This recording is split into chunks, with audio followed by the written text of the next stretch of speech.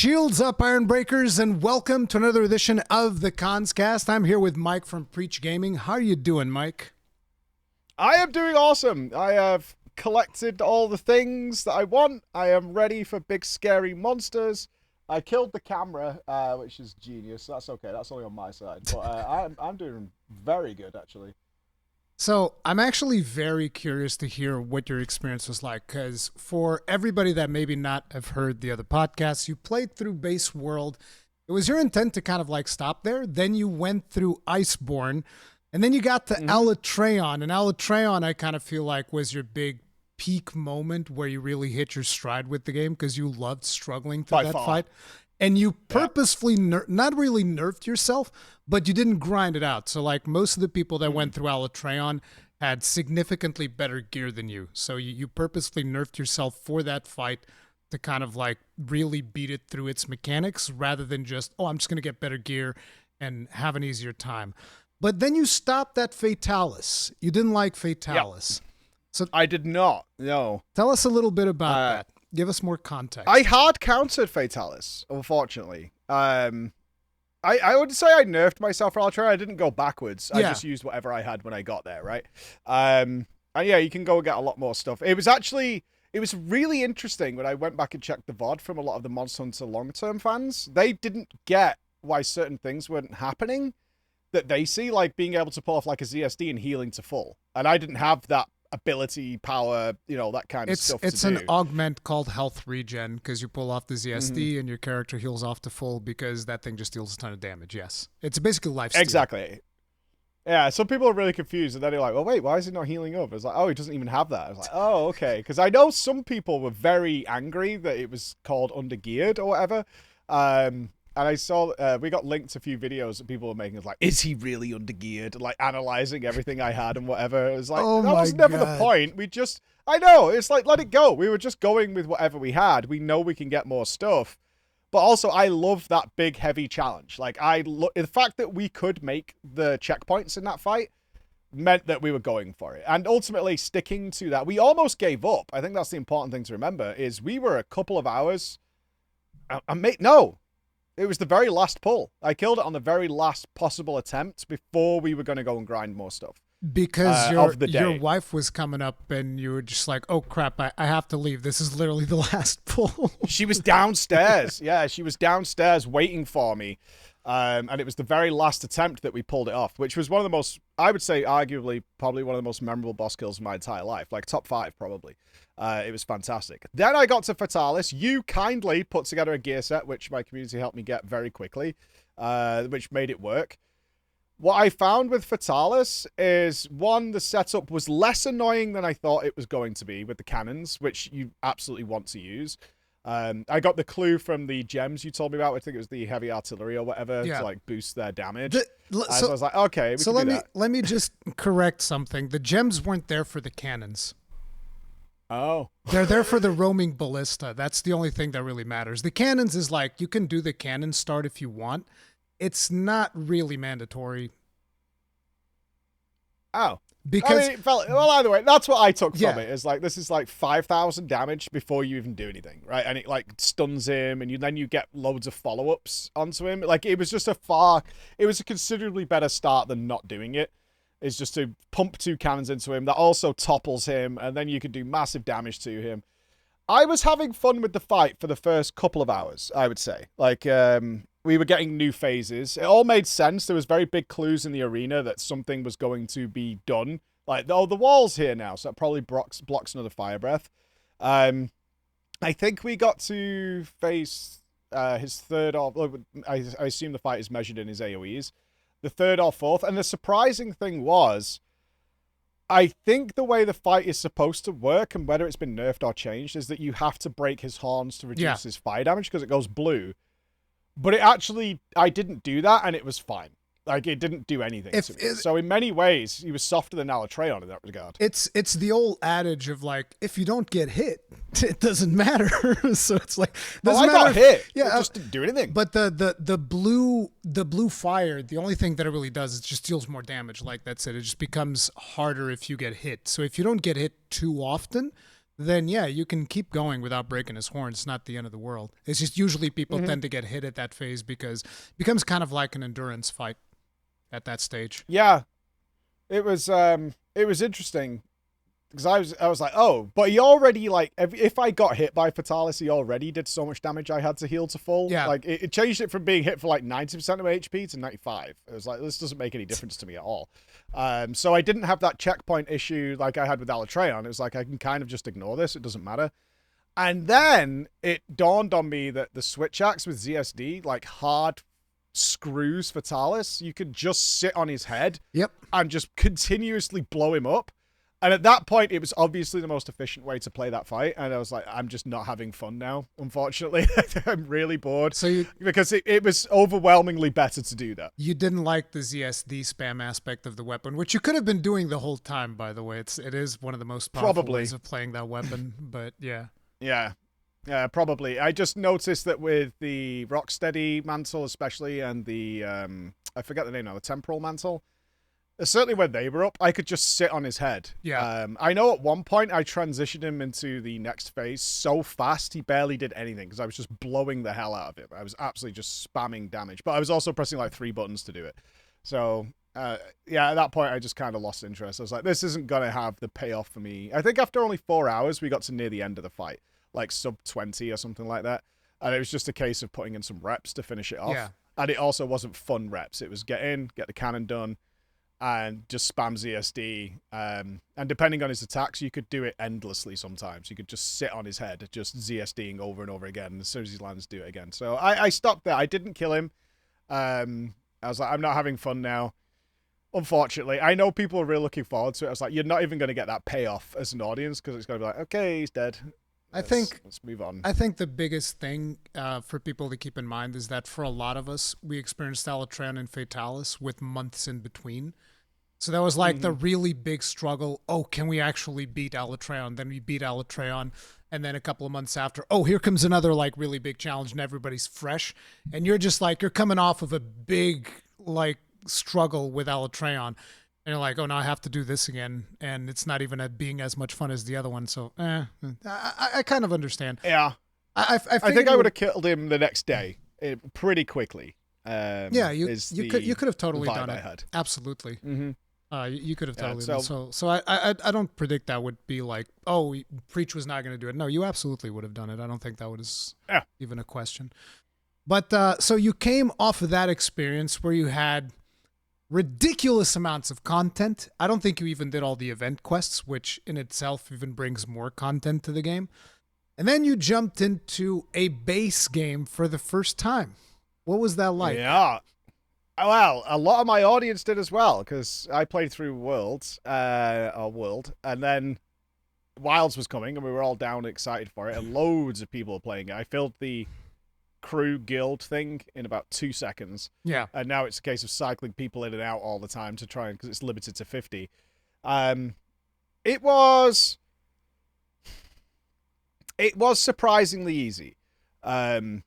Compared to what we had been playing, which is understandable. So a lot of people who are regulars in the Monster Hunter world were very quick to say the base game is always like this. And in fact, my personal thoughts on it is this is a fantastic way of getting people into Monster Hunter. You're not going to get clobbered and creamed into the floor.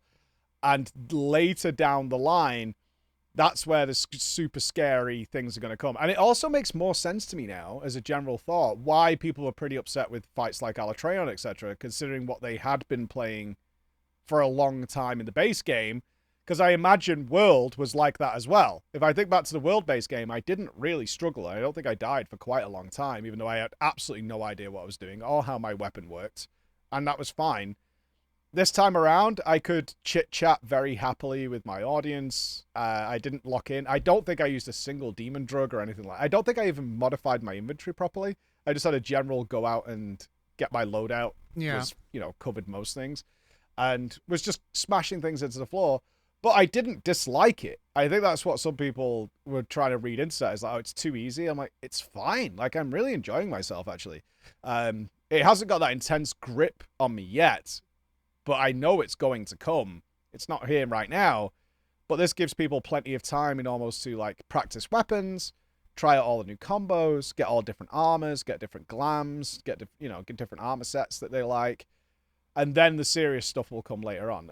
Farm decorations and things like that. It feels very much to me in World of Warcraft. I don't even been following it, and Final Fantasy XIV does the same thing. Is there's a grace period before the hard raid comes out, so you can enjoy the story, so you can do all little bits and pieces that come with all the new patch. And you have this like grace period, and then the intensity gets turned up where you're going to be focused into other things. See, so in terms of difficulty when compared to World, I would say that World is harder than this. World has a couple of walls, like in the form of Anjanath. A lot of people as a matter of fact, a lot of people quit the game at Anjanath. Like Capcom actually has these numbers. I think they might have mentioned it at some point, or somebody else figured it out through the Steam the Steam achievements thing. A lot of people bounced off at Anjanath because Anjanath was a legitimate wall for a lot of people because they were playing around and you fight like what's the name of the yellow one? Jesus, I'm so bad with names. The Great Jagras. You're fighting the Great Jagras. Yep. Then you're fighting the little chicken with the rock, and you're fighting all these easy monsters, and then you get Anjanath, which actually walls people a little bit. And a lot of people quit at that point because they did not want it to deal with it. And then there were other walls that were introduced later down the line. I don't remember all of them. But there were definitely more walls in World. Now, a lot of people have also started saying, this is the easiest Monster Hunter it's ever been. And I'm just like, no, Rise Village was considerably easier. It's just people are misremembering that. You never played Rise, but Rise actually had its story like separated like the old game, so you have to do a part that's just single player, which is the village portion of the game. And that, in my opinion, was significantly easier than Monster Hunter Wilds. But the community disagrees with that, depending on who you ask. But World was definitely harder than Wild. And I personally thought that Wilds was too easy, but when I did my review, I actually went back and watched all of the reviews for the previous Monster Hunters that I did, and I've been complaining about difficulty on all of them since Iceborne. So I'm just like, it felt very intentional to me. What does it even mean if I say that it's easy, right? I don't even know anymore. Yeah, but you don't need much experience to get that easy. Because I was fully able in this one, which surprised me, was to just pick up base weapons, even midway to early late game, and it was fine. That, I think, is a little strange, but also it's a good thing to try different weapons out. But all you have access to is the base ones the game starts you with, and it's really not a problem. Like, I killed everything with those things. See, but I and a lot of people in the community look at it kind of like you should have some of these walls that kind of like force you to go upgrade your gear. And for a lot of people, that didn't happen at all, which is one of the reasons why when I played it for stream, because I played it for review, and then when I went to play it for stream, I was like, okay, we're doing no Palico, no Seikret recovery. No, I put a bunch of limitations in, and then I was actually carding and struggling a little bit, and that was way more fun for me than playing with all the things the game gives you. I'm assuming you had all the systems up, like Palico, you used Seikret recovery, all of those things. I came at it with just a different approach. Like, it became very apparent to me that the game wasn't hard, but I was listening to the feedback from my audience, which was like, yeah, it isn't at launch. That comes later. And I was like, oh, cool. We haven't got master rank yet, and we haven't got any mega bosses. So I was like, that totally makes sense. And I did look at it through that lens, like we have in MMOs these days, which is this grace period where they're like, just go and enjoy yourself. Use this opportunity to find what you like before this ramps up. So looking at it through that lens, I didn't put any restrictions on myself because I was like, the game isn't presenting difficulty. I can go look for it like you can do like a Souls-like challenge mode, where you intentionally hamstring yourself. But I wasn't looking for that either. Now, I will say that there is that drawback, which is you're less immersed in the game. For sure. I cannot remember for the life of me any of the boss monster names besides the ones that came from World, because I never had that challenge with them. Like, there was no... I don't think there was a single monster I fought where I thought we're not going to be able to kill this, like, relatively easily. Yeah, I don't need to go and buff or anything like that. That's never really going to happen on a base game, though. Like, a monster where, like, oh, I don't know if this is... But I kind of feel like there should be something that indicates to you, hey, maybe you should upgrade your armor a little bit, and that can be done through like, oh, this hunt is actually taken, 30 minutes. It's a bit much. Whereas for me, because like I'm not a speedrunner, right? And the first time I fought Lalabarina, it was a sub 3 hunt. It And I'm just like, these are speed run times. This is not normal. So it doesn't do anything. Yeah, it just dies. It just sits there and dies. Yeah. So there is a system in the game which they've done, which is the strength system. I'm not sure if you noticed whenever you would look at a monster, it would have like these purple stars on top of it. In game, like while you're fighting it? No. Do you mean on the menu? On the menus before you actually go on the quests, it will have like I've noticed that to get stars. certain certificates. Yeah, and it's like depending on the number of purple stars, that's the strength of the monster. And some 5 strength monsters were actually more challenging, which was good. The problem is throughout the campaign, you don't really have control. It's like you get 3-star monsters by default, which are way easier than you would want them to be for your first experience. But yeah, it's like you can nerf yourself, but I feel like it should have been harder. Like it was definitely way on the easy side. But one of the things that we can't argue with is like 8 million copies sold in the first 3 days, 10 million copies sold now. It was just announced earlier today that they reached 10 million copies, and I'm just like, I mean, people are definitely buying it. It works. Especially a lot of new players. Yeah. Like, that's what I saw from my audience is people jumping in and like, oh, this is really fun. And I'm able to, because I wasn't expecting that. Because often if I play a game where there's a super hard boss, like I struggle with Alatreon, is I actually put some people off. They're enjoying the stream, but like they don't want to go through that themselves. Yeah.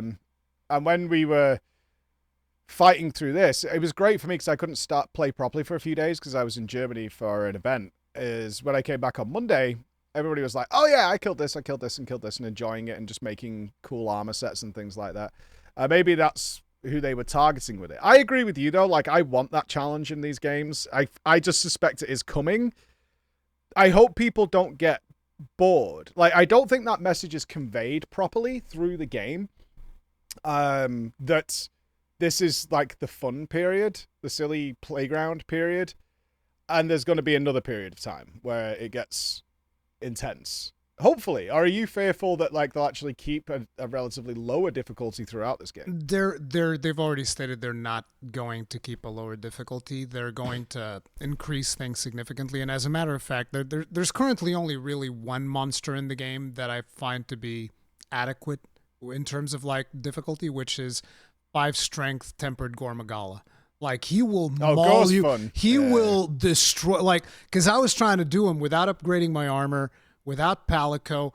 I actually struggled to finish that, and I was like, this is good. This is actual fight. I had to change my combos that I was using because the openings weren't big enough to use the regular combos on the gunlands. So I had to like change everything around, and even still, I carded like twice. And ended like very much on the line before I finally killed him. And I was like, challenge is over. Now I can just equip the Palico. It was still a one-shot. It was, no. You still one-shot it. No. I failed a quest like 2, 3, maybe even 4 times. I failed a quest a couple of times. But it was also like I was just throwing myself at it to kind of like figure out the combos and all of that stuff. There's a combo that still gets me, the one where he puts the wings in the ground, then just like slaps up with the slice. That always gets me because it's got what I call the Margit derangement syndrome. You remember Margit from Elden Ring where he just holds his attacks forever? I call that the Margit derangement syndrome. Whenever a monster is like holding its attacks, I'm like, yep, I know where that's from. I know what you're doing.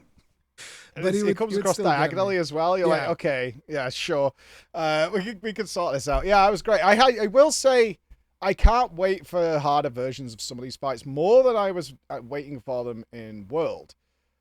Like Ray, especially, like a super hard Ray, I think is because these fights are phenomenal, right? They're so good. Like one of the things people have all pointed out is just how cinematic and beautiful they are. There's a lot of cutscenes in this one that made me a little frustrated throughout the story. It was like a little bit of gameplay, cutscene. I had to tolerate that little kid that I would have done anything to have thrown that guy off a cliff.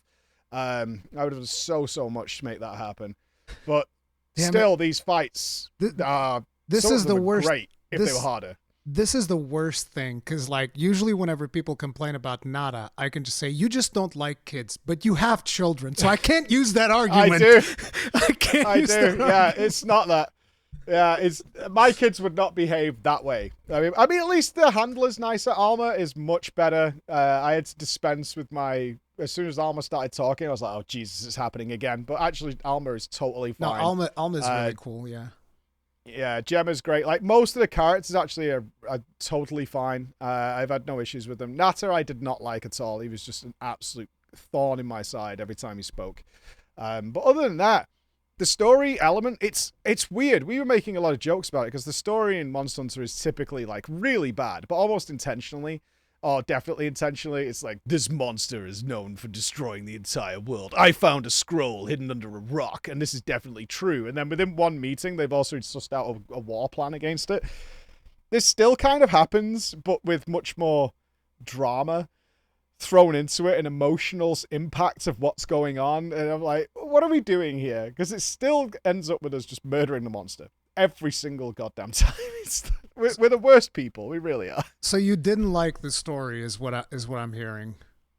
I didn't mind it. It was very drawn out for what it was. It was just a lot of cutscenes. You know, ultimately you're like, I want to go hunting monsters. That's what I want to do. I want to go hunting monsters because this one is a little less, compared to World for me, a little less free roaming. You kind of have to intentionally stop what you're doing to go free roaming, despite the fact it's open world. And the mount also dramatically changes how you approach the world. Every time you went into a map in World, you would kind of have little routes that you would take. I could pick up honey if I go around this route. I could pick up these things on my way to the monster if you didn't have the campsite that was closest or whatever. In this one, you kind of just press up and it goes. And you, certainly as a streamer, you're just chit-chatting with the chat and kind of shooting anything you happen to run by on the way. But you're not taking into account... I can't say I know the layouts of the maps anywhere near as well as I did in World. Because the mount's just doing it all for me. And I had to do an egg quest. I've done every side quest in the game. There was an egg quest in the jungle that all I had to do was get it off the top. And it took me forever because I was like, I have no idea how we get down from here because the mount just carries me up here and you can't do that to get the egg back down again. So I'm like, I was lost. It must have taken me half an hour to get that frigging egg back because I was so lost. I have to admit, I've never done that quest. I'm the content master now, you peasant. Yeah, absolutely. Because like usually I just go around hunting, and when I tried getting the egg, because I didn't really see a quest for it. I didn't do a lot of the optional quests this time around. Because the way that I was playing for stream was I was like, we're not allowed to do optional quests more than once. I have to live off the land. Whatever's provided to me on the map is what I have to go hunt in order to make my thing. So certain monster parts I wasn't able to get because like the monster didn't spawn, and that created an additional level of challenge there. But like when I ran into the eggs, I just picked up the egg and I was like, how am I going to get to a camp from here? And Rathians just kept spawning, and I was like, I'm just going to kill these Rathians and leave. I'm good. It's like, whatever. Oh, yeah. It was one of those things that I got. I did every cycle, including all the fishing quests with that lady I'm still missing one, the Whopper, and I'm assuming there's more after that, but I haven't done that one. Because like I wouldn't hate to spoil it for you. You know? Yeah, I would never like to do that. But the thing for me was after I finished the game on stream, I was like playing all the other weapons to kind of learn them, to make the guides and all of that. So there's not a whole lot of time to let me go do these quests for fun. It's like most of the time, I'm like, no, I gotta learn how to play the insect glaive now. Now I gotta format my head to play with the hammer and figure out all these things. But yeah, that's kind of been where I'm at right now. I'm like playing through the different weapons to figure out how am I going to organize my guide and whatnot. That's why I haven't done a ton of side content other than whatever's the hardest thing. I need to make sure I did that. Okay, now I go back and I play with the other weapons. That's been there's not a huge amount. There's a couple that are very time dependent that I think they wanted the community to figure out, but I didn't try and blindly do it because you have to be like when it's plentiful and it needs to be nighttime and things like that, and it only spawns occasionally. You have to reload the zone to see if it'll appear. There's a few of those, which was fine. You know, it's no big deal, and the quests aren't finished, which is weird because I guess they have plans for it in the future. So a few of the quest threads just sort of die. There's no more quests. You can't do anything else, and then it just kind of ends, but without a conclusion. I'm like, okay. So I'm expecting something. I don't know if there's going to be any more follow-ups to those or not. There was definitely less side content than there's ever been in a Monster Hunter game this time around. Because usually you'll have quests, for instance, this time around you get the food from like trading with villagers and from, collecting certain materials out in the world and whatnot. But in World, for instance, you would have to go out and collect specific things at specific times, and you had a wide variety of of like these special things you would have to find in order to unlock the different ingredients. This time around, we didn't really have a whole lot of that, which was weird. And a lot of people were complaining we want more side content. But that's just the thing, because there were also a lot of people that were complaining during World that like, oh, I need to go find this obnoxious thing that it's so annoying. And so there's like a degree of increased quality of life, but at the same time, a lot of people miss the inconvenience. Like one of the things that you brought up was the Seikret. Do you think that the Seikret made your experience significantly better? It's weird. There are certain things I like, but there's pros and cons to all of it. You just brought up quality of life, where they've made some things better, but other things just are worse, which I find very confusing as well. Yeah, the rat, I like it. I like it from a streamer perspective, but I do feel like disconnected from the world a bit. Like, it just goes and finds what I want to find, and I'm not chasing it down. I'm not following tracks. I do miss that, like which direction are the tracks in. You miss the tracking aspect of tracking the monsters as a new player. Yeah. Okay. Interesting. And unlocking more information about them as well, which got more. You know, if you recapped the bar, you got an extra level of information in the journal, which actually was very helpful when you were doing some of the harder monsters. I totally do miss that kind of stuff. I was like, oh, okay, this feels more like a lobby and queue for the enemy. Even though it is out in the world, the mount just takes me there anyway. Like, I don't need to think about that kind of aspect of the game. So from a streamer aspect, yes, I could talk to the audience more, because I don't need to look where I'm going. But I know in world I knew the layout, besides the first map with the multiple layers, but for the most part I knew the layout of where we were going, and I knew how to get to certain places. I knew shortcuts and ways around to get places quicker. This time, I just get on the mount. Oh, the monster's running away. And I have that weird moment where the monster's running away, and you're just next to it on the mount, waiting for it to stop on occasion, right? And it just, that disconnect is very, very real sometimes. Of like, oh, the monster's running away. Okay, so I sharpen my blade now. Yeah. And I have my little routine that I do. There was a frustration, I think we talked about in the first podcast, is like when certain monsters would behave a certain way. Like whether a Rathian or something, it'd be flying around the map and making it hard to get to. Like you build a hatred and an anger towards that monster because of how it's behaving. Don't really get that in this one, because it just moves from area to area and you just jump on the rat and it follows you. It just goes where you need to go. But and you pop off again. The important question now is, what did you prefer when it was frustrating for you because she kept running away and you'd have to figure out where she was going and chasing after her, or when you can just hit up D-pad and that's not even concern that you have anymore because it just zeroes in right on the monster? There's pros and cons to both. It's a nuanced question. Yeah. On the one hand, I think part of me definitely leans towards the frustration because I got to know the monsters more and how they behaved. Like I said, I have not really had many of the monsters sink into my mind like they did in World. But also, I found World more difficult with more challenge, and you remember monsters that you challenge with, right? My first fights with Diablos, which I know if Diablos appeared now, I probably wouldn't struggle with. But at the time, I did. So it's one of those, if it's a forgettable fight, I'm gonna forget it. Even when they're, like, Tempered Arkveld, sure, Tempered Gore, you remember those. Like, those are standout fights, but Dosh and... I could describe them. Frog Boy... I'm never going to remember the name of Frog Boy. Like, Frog Boy just dies. What do you mean? Sure, Froggy just falls over, right? It's just like he's a poor little froggy boy who gets beat up no matter what you do to it. I remember Blah, because he was called Blah, so there's an emote in Twitch that went with that one. So, Blangonga? Oh, Blagonga? Yeah, Blangonga. That one I remember because everybody typed Blah every time we went to fight, so I always have this picture of a little cat. But unless it had some fun names to go with it, not really. Like Anjanath, I remember so distinctly breaking through. Yeah, because like I told you earlier, Anjanath is a wall. Even if it didn't hit you at the time, as like, oh, this is kind of like a really challenging monster. See how your brain assimilated it, like, oh, Anjanath, yeah, I remember that. Yeah, because it was a wall, because it was harder, and therefore that made him more memorable. It was a significant step up. I remember that, actually. Yeah, it was a significant step up. In difficulty. No, you're absolutely correct. So, on the one hand, it is nice, especially if you multiplayer, all four of you riding into battle and leaping onto the monster. It does feel weird that you can kind of, for the most part, mount at any point in the fight and just ride around in circles without any form of fear whatsoever.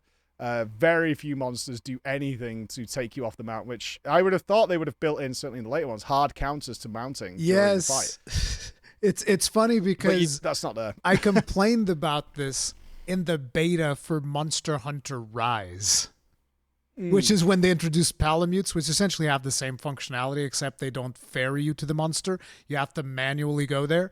But other than that, you can be running around the monster at breakneck speed and be sharpening your weapon and doing all of your things, also with no penalty whatsoever unless the monster catches you. The difference is Seikret is even more powerful because Seikret has like 3 built-in dodges, whereas Palamute, I don't think could dodge, so if the monster would get to you, he would actually hit you. But, like, Seikret is just an even more powerful version of Palamute. Like, you haven't even mentioned Seikret Recovery. I don't know if you know what that is. No. Whenever you're in the ground, you can press up on D-pad, and Seikret comes up and picks you up, and you just have, like, a zillion invincibility frames while he's doing that. I haven't used it in combat for any reason, but, yeah, I've obviously, like, I've been so casual about fighting some of these monsters. Like, you know what? I haven't jumped on his back in a while. Even though it's inefficient, and I could just do more damage not bothering. Yeah. Like, I've got to get on the Seikret for a bit and just like jump on him and have some fun with it. And I haven't taken any fight seriously yet, I don't think. I've just been like, hey, let's do this because it's kind of fun. Oh, I'm going to chop his tail off now. In fact, I think regularly I have gotten to like, oh, it's nearly dead and I haven't chopped its tail off yet. All right, let's go and chop its tail off now. And just been goofing around. Like, I haven't felt threatened. Really, yeah. I have carted, but generally down to my own like blasé attitude to what the hell's going on. Yeah, it's again, it comes back down to that difficulty element. But there are some of those elements that do feel very strange, such as just get on your mount whenever you feel like it, no matter where you are, and just ride around. I don't think I've sharpened my weapon out in the open since I really got used to having the Seikret come and pick me up. And I could like, oh, I could just ride around and do this kind of thing. And then I could go jump on the monster on the back end of it without any fear. I really don't feel any threat to doing that. Compared to World, where it's like, okay, I need to sharpen. And this is an How investment. am I going to do this? Yeah, I need to figure out. This is an investment. Yeah, I've not had to consider things like earplugs in this one at all. That was my number one sought-after item for a lot of World because it was very dangerous to be disrupted for so long, especially when it could hit you before you recovered. I haven't even considered something like earplugs this time. Yeah, there's lots of things that seem to be missing that aren't here yet. But I don't know, because I was going off the feedback of my audience. It's like, that's going to come later. Like I say, me not setting up a loadout, a proper one, felt very strange, coming from, you know, how important that was during the latter half of Iceborne. And so I'm like, it probably is going to come later on. It's not supposed to be here yet. So it hasn't bothered me. Like, I haven't been angry about it in any way. I'm like, oh, okay, this is just like the easier version of the game. Like, the challenge, I fully expect it to come later for sure. I expect monsters to get harder. I expect all of these things. It's just we as a community are still thinking, how are things going to get harder when we have things like Seikret Recovery, which is basically a get out of jail free card at any point in time. It's like, oh, the monster knocked you down, call Seikret, and you have like a zillion invincibility frames while Seikret comes, picks you up, automatically dodges the next 3 attacks that the monster does with absolutely no consequence whatsoever. These are things that we as a community have been considering, like, how are they going to punish players, right? Are the monsters just going to be like super zoomy and punish us that way? Are they going to introduce some type of limits to Seikret? We don't know. But like, one of the things that I thought of for a very long time while I was doing the review period is like Seikret shouldn't have started with all the power level that it has. At the beginning of the game, Seikret should have just been like super weak. It should have been slower, should have been like, you know, oh, you can't actually track monsters properly. You have to first manually go to the monster, then it eventually learns the scent of the monster, then it can chase it down. So it should have had like an evolution to the point where by the time you reach the end game, it's like, oh, we've now killed the hardest monsters in the game. Then Seikret would have the power that it has right now, because at that stage, it's like, well, you don't have to go learn the maps now. You've already learned them. Now you're just at the stage where you just want to grind monsters, and now it makes sense that Seikret's overpowered and all of that stuff. But it should have to go through a learning phase, I feel, before it got to this point, which would have made it I more thought we were going to engaging. breed our own. I thought that's the direction they were going. Is like you would raise and train one. I thought that would go exactly where they were going with it. Instead of you get to like name it, but I was like, I would have expected when we go to the village where they I forget the name of the village. We call it Moonkin Village. Yeah. We thought we were gonna.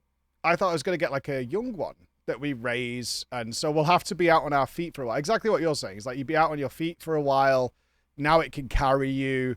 But now you do need to teach it monsters and scents and things like that. And you would eventually have a connection and a bond with it, like you would get in, like some of the chocobos you raise in various games. That didn't happen. Yeah. I was happy I could name it. That didn't happen. I was like, oh, it would have made sense that I would have felt some connection, because then it could be tied into the story. Because I could then see some monster that like disables it, like you're saying. Because that's likely what they're going to do at some point. Is just a certain monster will be disabled. They have to disable him, because otherwise, I think it's very hard to balance the game around a creature that can dodge 3 times and pick you up off the ground with a zillion invincibility frames. It's crazy. So yeah, I definitely see them adding something to disable it. Whether or not they'll do it, though, we'll have to see, because then we're going to start getting complaints. People like, oh, why is my Seikret not working? It's not fair. Because it was the same thing with Alatran, which I actually think that the result of the discourse that we are watching now, which is a lot of people complaining about the game being too easy. I personally think that a result of that was the review bombs of Alatran and Fatalis, where they review bombed the game because it was too hard. And Capcom's now going like, well, okay, let's make it a little bit easier so that people aren't mad. But at the same time, us veterans are looking at this and going like, we're killing monsters sub 3 minutes, first try. This is weird. This is very strange. This is the fastest we've ever killed monsters. And that's...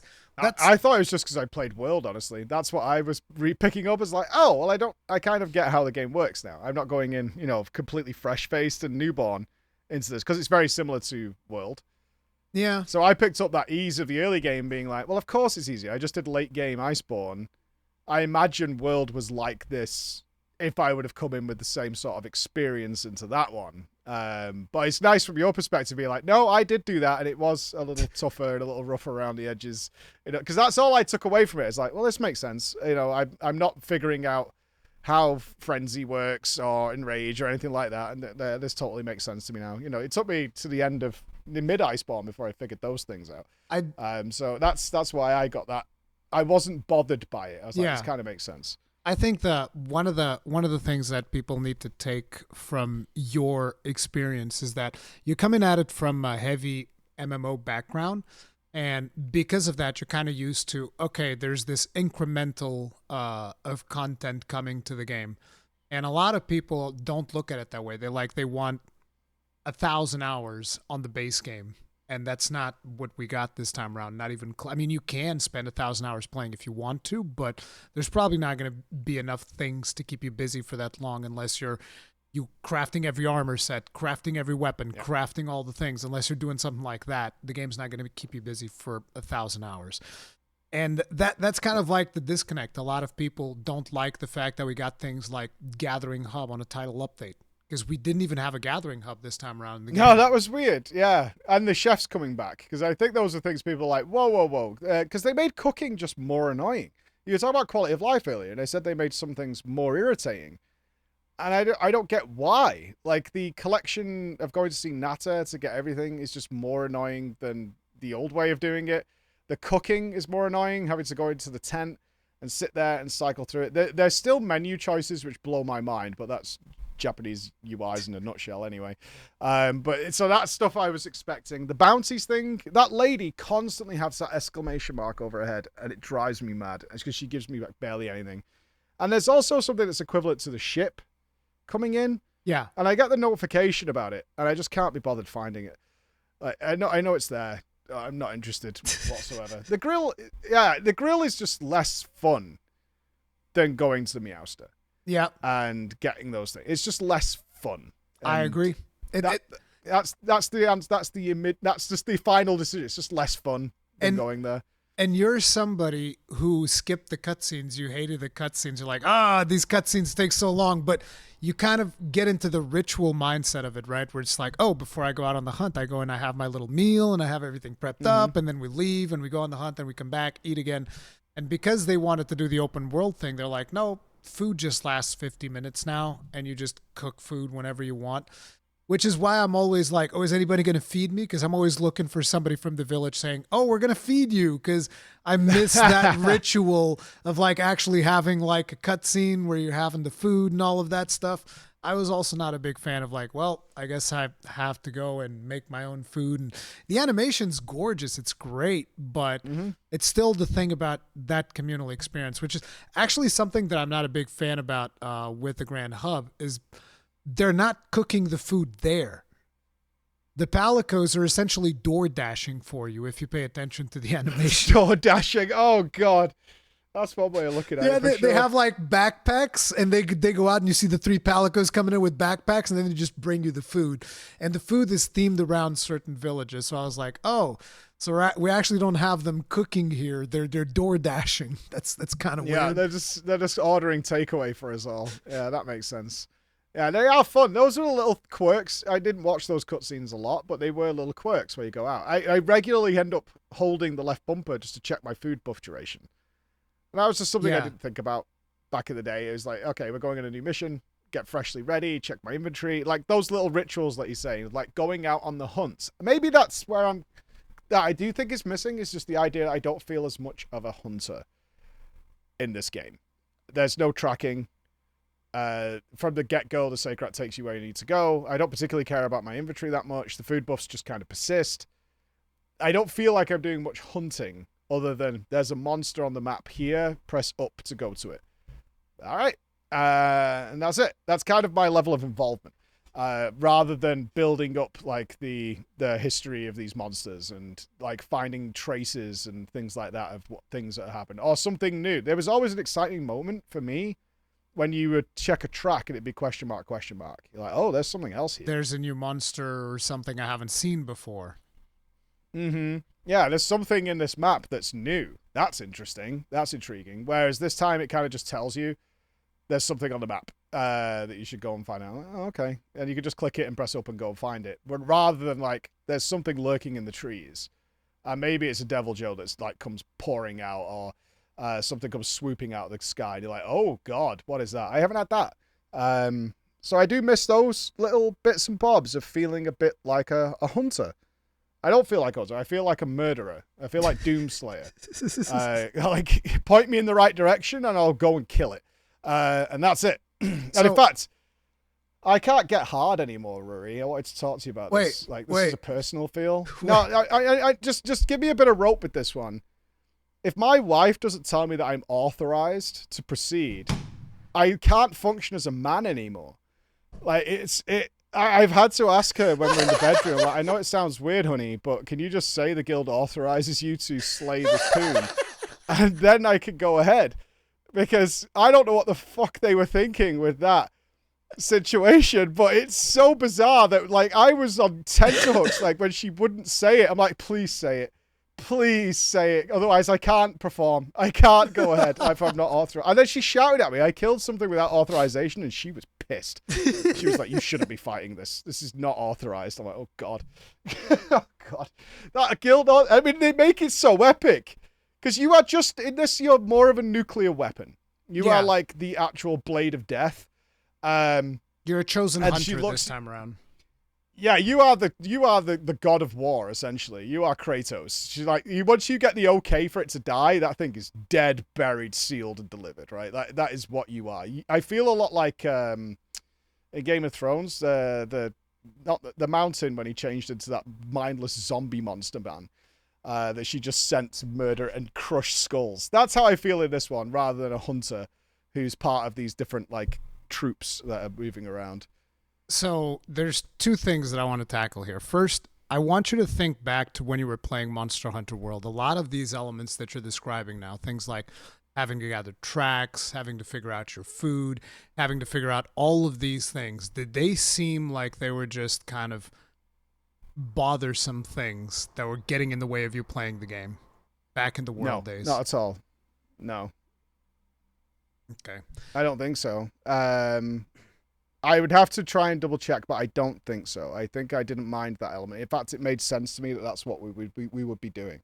Because I didn't know the layout of the maps or anything, I would be looking at the direction of the feet as to where we should be going.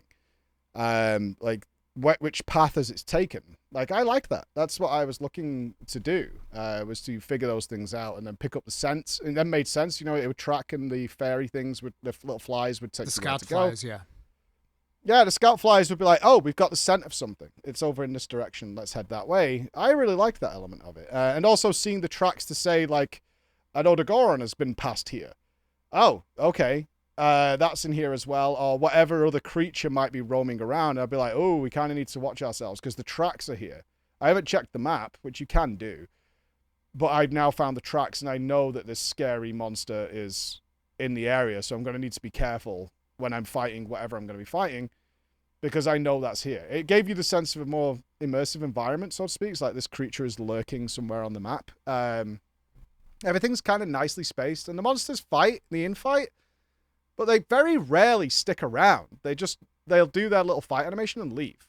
Like, near enough every single time. I very rarely, unless it's been a dual monster mission, where it just spawns two of them next to each other. Yeah. I very rarely had multiples stick around who have naturally bumped into each other this time. Whereas in World, that happened all the time. Like, they would constantly, I'd be like, oh my God, because I didn't know how dung worked then either. So I very rarely had that experience. But it's funny to see the way that your experience went, because I kind of feel like a lot of these things that were removed from the game, like the tracking aspects, as well as a lot of the other things we've been talking about, I feel like they did it to capture a new audience. And I kind of feel like for you as a newcomer to the franchise, which you played World and Iceborne and all of that, but as kind of like a relative newcomer, for you, you're like, oh, this was actually better in the old game. And this, by the way, is something that I've argued for the longest time. I'm like, I want more hunting simulation. When I did the interview with the developers, I specifically talked about, hey, you know, with Rise, you guys moved more towards arcade. We're going to have more hunting simulation things this time around. And they were saying that, yeah, we're coming up with a balance. And it's like, the fact that there's no tracking and there's not a lot of these other things that we've gotten used to, it's just like too much of a departure. Because what's going to happen now, I feel, is as new players jump into the game, because this game brought a lot of new players, more even than World, I would say, they're going to get used to this. And, you know, if Capcom tries reintroducing tracking later down the line, players are going to be like, what the hell is this? Why do I have to do this? Yeah. Like, you see the I wonder if they'll problem that limit we're it coming for up on? high-end monsters. That might be how they want to do it, is like, oh, this thing you will have to track. We're not going to have you track everything.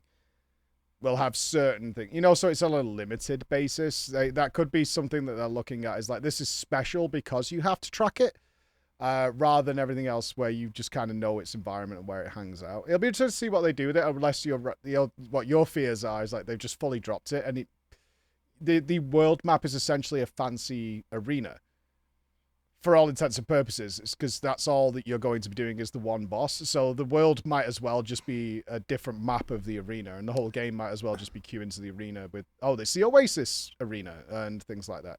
So you want to know, rather being out in the world. You want to know how it was done on the game that they made between World and Wilds? Rise and Sunbreak? Which is, yeah, I've been told I'm an idiot because I thought World was the last game they released, and now I am more wise. There's Rise and Sunbreak. You want to know how they did tracking in Rise and Sunbreak? So there's this pet that you have called the Kahoot, which every time you get to a map, he just flies off and tells you exactly where everything is. Every time. So it's like there's no tracking whatsoever. Even if it's a monster that you don't even know about, he'll tell you, hey, that unknown monster, right there. Real-time tracking, you just open up the map and it will tell you exactly where everything is. The only thing that doesn't show up is like there's an elder dragon called Chameleos, which if he goes invisible, he disappears from the map a little bit so that you can't tell where his attack's going to come from. You have to visually locate him. Or I forget if Diablo's burrows, if he also goes invisible. But yeah, it's like just situations like that where the monster actually goes invisible. Those are the only times where you can't see them, because other than that, you can see them all the time, see everything. There's no tracking whatsoever. And the fact that Wilds also has no tracking is kind of like a bit of a red flag to me, and for a lot of people in the community. They must have had positive feedback from that aspect being removed to move toward a more drop-in, drop-out feature set. rather than elaborate longer missions until you're committed to do those. I mean, that could be their move, is we want it to be more arcadey, we want it to be more drop in, drop out. You could jump into a mission, you could jump into Wilds now, and in fact a lot of people did. It's like, oh, I need to get my paralysis, because I played dual blades this time.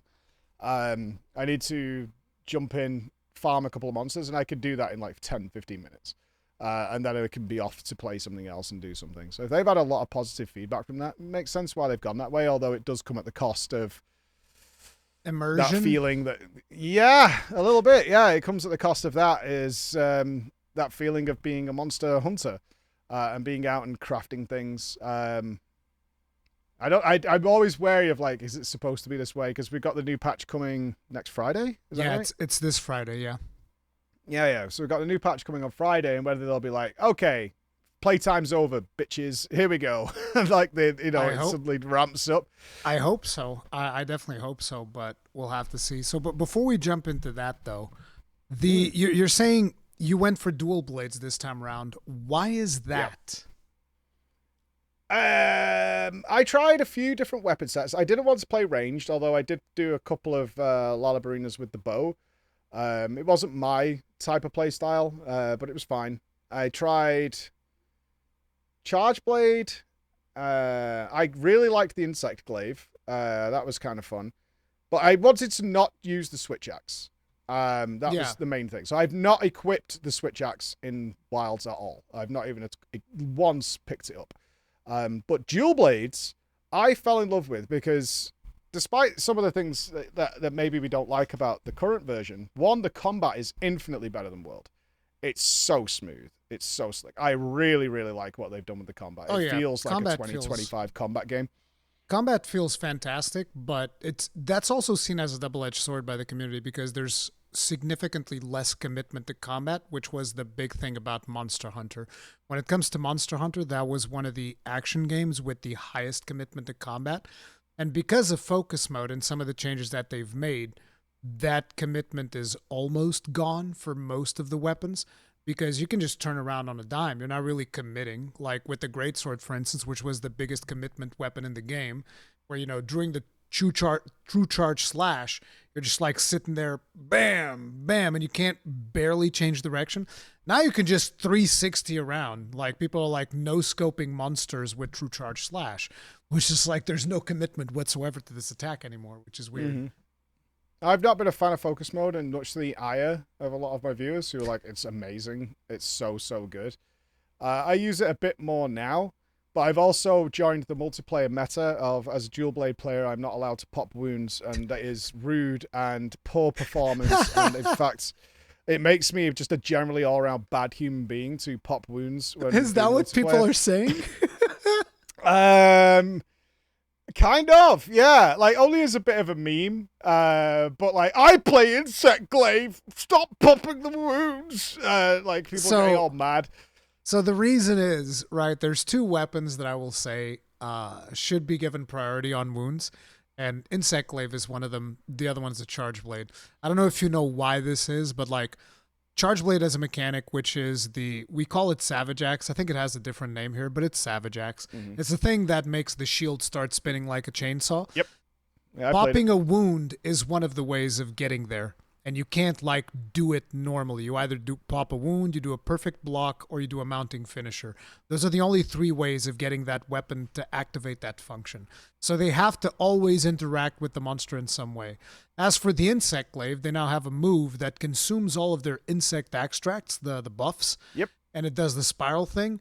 And they can recover all three of them if they pop a wound. That's why people are saying like, oh, I play the Insect Glaive, leave the wounds for me. I get it. I get it. I get it, and it doesn't bother me. But the main thing with dual blades is that speed of combat, and being able to very deftly move into different areas of the monster, especially somebody who wasn't playing focus mode for a lot of, because I was just used to not playing it and playing it in that more Souls-like fashion, which is how I'd been playing Alatreon and been playing Fatalis, as I didn't feel the need for focus mode. So for me, that combat shift from Switch Axe, where you can overcommit very easily with that weapon, and you end up sort of stood there really doing huge damage to the air. like absolutely devastating all the air around you, and the faster pace of combat I really enjoyed. Like it was a good change of pace from the Switch axe for me. And when I played it, I think I tried to hold back from telling my audience for a little bit, but I think I knew about 5 minutes after trying Dual Blades is that I really dig on this. This is really fun because everybody wanted me to try loads of different weapons. But I was like, I know I'm going back to the Dual Blades because I'm so happy with how these play. I absolutely love this. And try this. And they have the adept dodge. I'm sure you've done that as well when you're in demon mode. Oh, loads of times. Yeah, it's so good. I love that playstyle. I absolutely love that. It's a Bloodborne-y type playstyle for me. It's much faster, and it's just that whole pace of. I feel like I don't have much downtime. I could always weave through a leg or under a wing and get somewhere really quick. And there's still committed attacks. You know, if you go into certain attacks, you start whiffing or you're in the wrong position, you're gonna get buried. Like the blade dance, yeah. Mm-hmm. So it still has that element. It's not like it's free, but the pace really sat well with me. All the attack was super good. Dual Blades landed very, very nicely with me, and so I fell in love.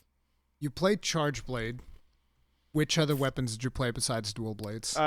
We did Charge Blade, Insect Glaive. I did carry Dual Blades and Insect Glaive for a while, but I never switched back to the Insect Glaive. I just like to keep it around. Yeah, I did. I forced myself to on a couple of monsters to do it with Insect Glaive because it was really fun. I loved vaulting up to the enemies. I loved managing the insects and getting them right. Is like, okay, if you hit the head, if you hit this part, you get a different activation of what's going on. That was really fun. What else did I try? I tried some sword and shield stuff, which definitely wasn't for me.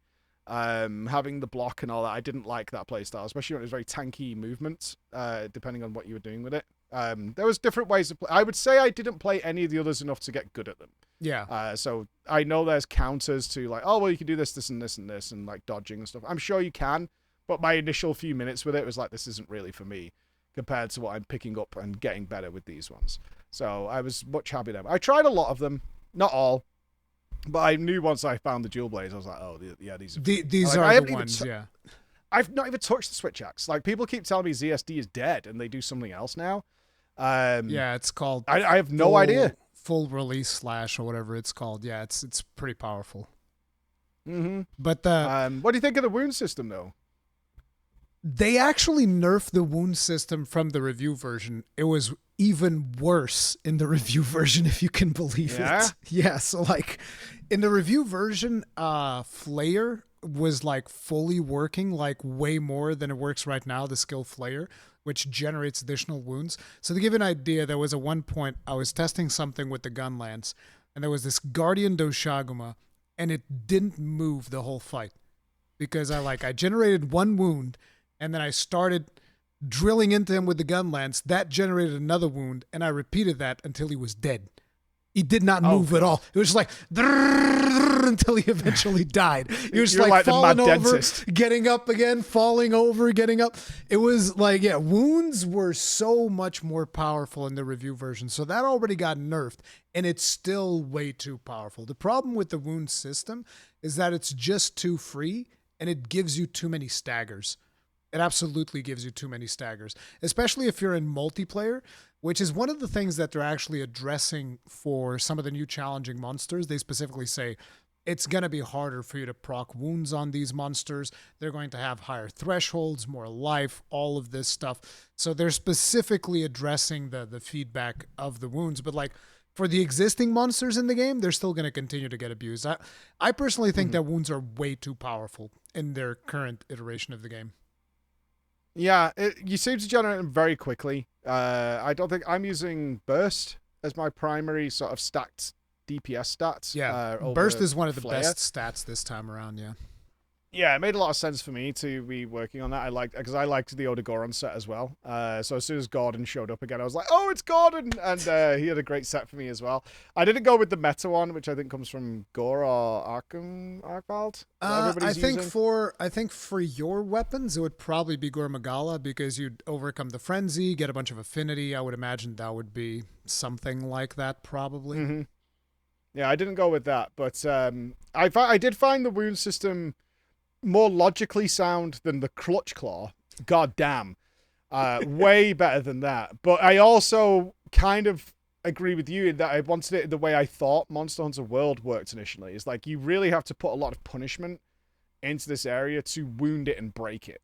And then it becomes a softer, not like a 2x multiplier or anything, but it's a softer orange numbered sort of area because you focused on it and you worked on it, right? Like a Barioth, right? It's all covered in the stuff and then you work on it and now you can actually do good damage to it.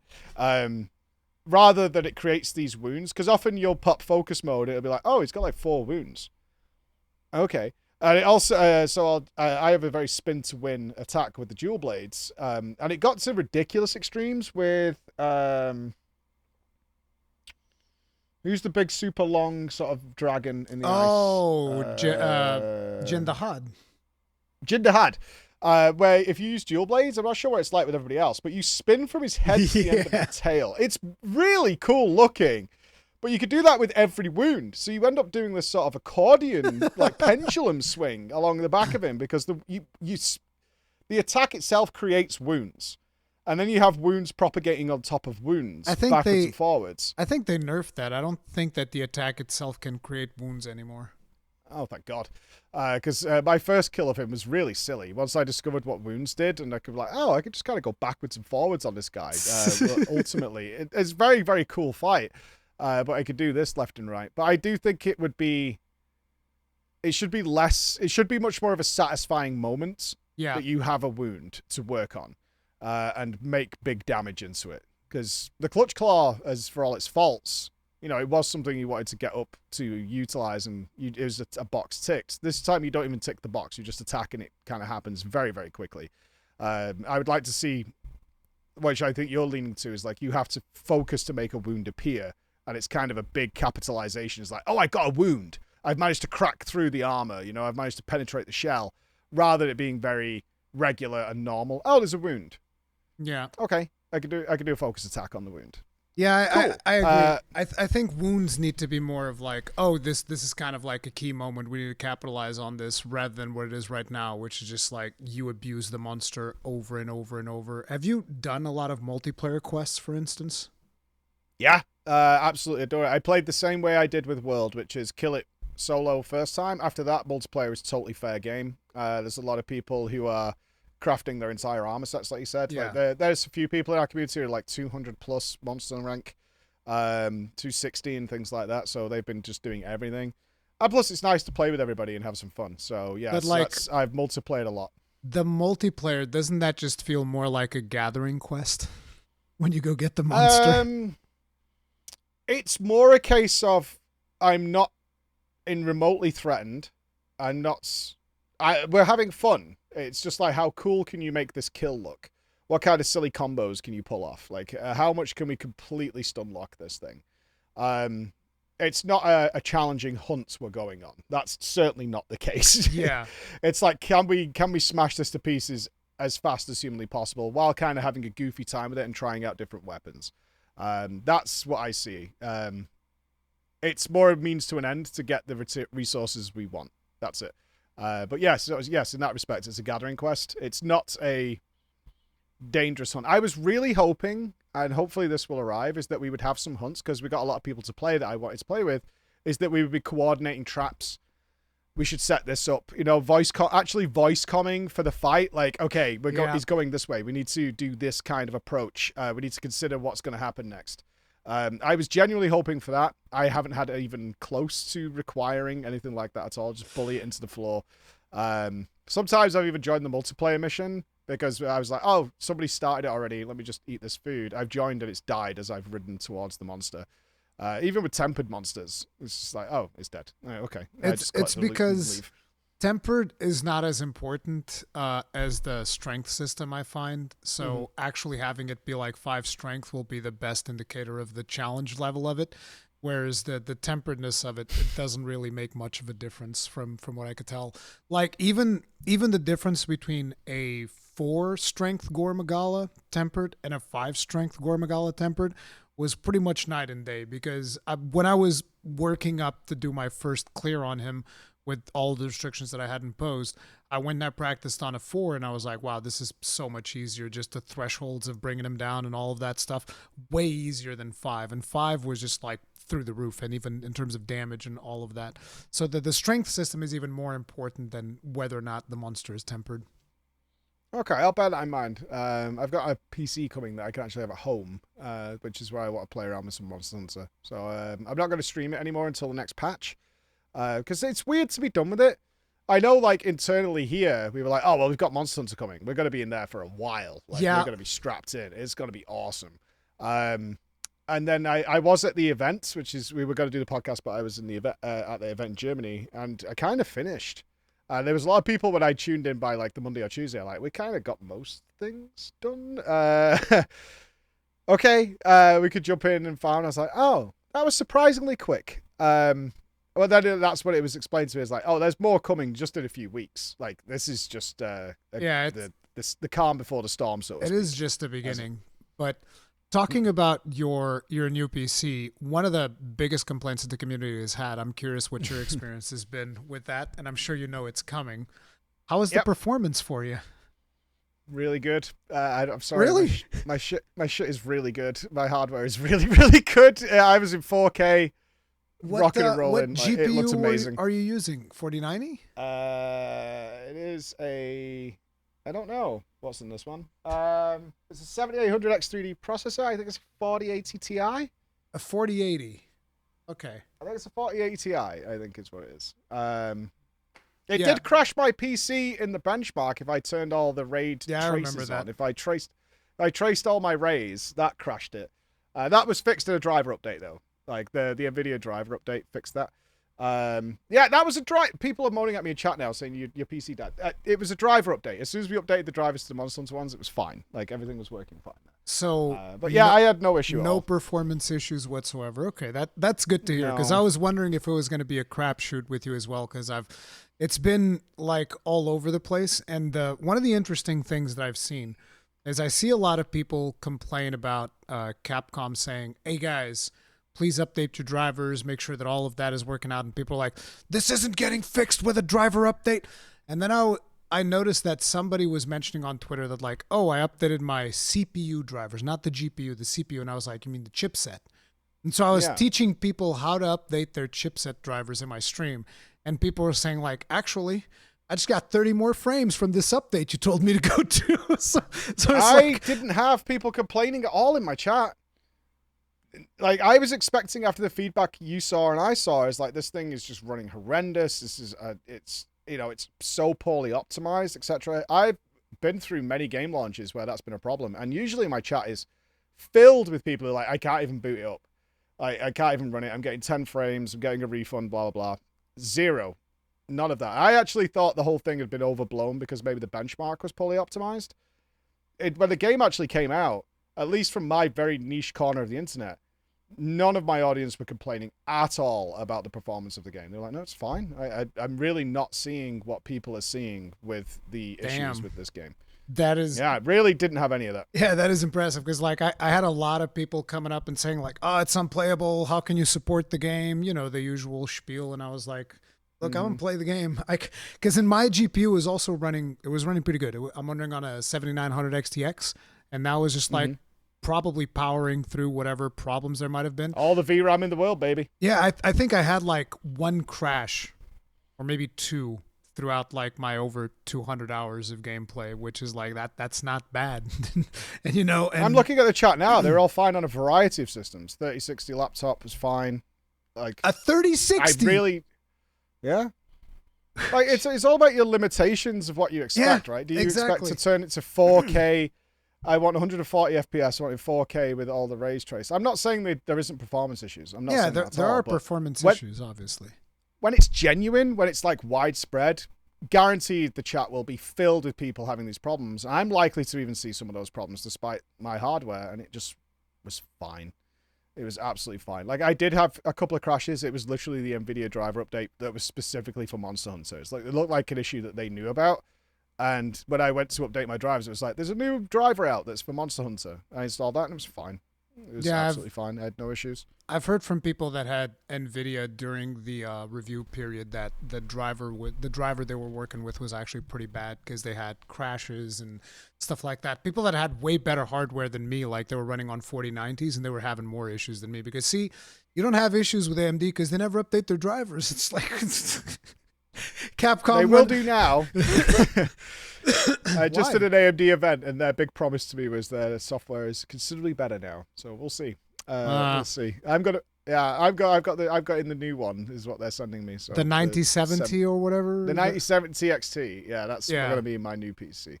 That's what they're telling me, and I was like, okay, we'll see. I was talking to their head of GPUs, but you're not wrong. They were aware of it. He brought it up to me. He's like, we've had software issues in the past. We're working on it pretty hardcore. I'm like, yeah, we'll see. Proof's in the pudding, my friend. It was funny because for a while there was like a period of 3 or 4 months where I literally couldn't play Monster Hunter World on DirectX 12. You just couldn't do it if you had the current drivers for AMD. And I was like, oh, this is really bad. This is actually a serious problem. You guys need to figure that out. It is. And now they've got their market there, so let's see if it works. But yeah, I'm hoping so. I didn't run into that issue. Yeah, and NVIDIA kind of sucks in general. Like their 50 lineup has been an absolute disgusting mess. Some units shipping without render units on the GPU and whatnot. It's like, bro, you don't need those extra 4% performance. It's fine. It's not like this costs like 2,000 euros or anything. No, you're good. Exactly. And that's literally why this AMD event I did existed, because they're like, oh, NVIDIA's really screwed the pooch, and our card is really good. Let's rock. Let's get this marketing going and all that. Yeah. That's why I got the call to go down there, because I didn't even know what I was doing there until the day. And it was like a TV type shoot that I did for 2 days. And it was like, tell them about the GPU. Try this. They had me playing COD and stuff. I don't play COD, bro. They're like, it doesn't matter. Look how awesome it looks. It's so good. They'll try it with adrenaline. Look at all the frames. So I can say this because it's on the record. As I asked the AMD GPU guy, I was like, can I mention that like you can actually buy your products? He was like, no, because like it's actually selling really well and it might actually have availability issues at some point. So it's like, we don't want to make an advert that says you can actually buy ours without mentioning the other people's name. And he's like, yeah, don't do that, dude. That would have been hilarious. You can actually buy this one. Isn't that impressive? Yeah, that's what I thought would have been a funny line to throw in if they're going to use it in their marketing material. You can actually buy it, which is pretty cool. But I am happy that I didn't see that, because I was dreading it. There's nothing worse than if you have an overpowered system as a streamer and you're playing something and it looks really fun and everybody's sat there like, yeah, mine's just shitting the bed. I literally can't play this game. But that didn't happen at all. Everybody was playing fine. Nobody was complaining about... I don't think I saw a single complaint about performance at all. Like, at all. Everybody was kind of fine. So I don't know whether it was the benchmark or internet rumor mongering, which can always be a thing, is people hear it and that word spreads. But, I mean, it doesn't sell 10 million copies if nobody can run the damn game. That does not happen. It's kind of rough to sell that many copies if people are having troubles. But I mean, obviously, Steam forums, people were complaining about it. There were people doing like all types of testing and benchmarking and all of that stuff. There was also this weird situation that I didn't get around to testing the PlayStation 5 version because of time. But like, Digital Foundry did something where they were showing like comparisons of the game in performance mode and all of that.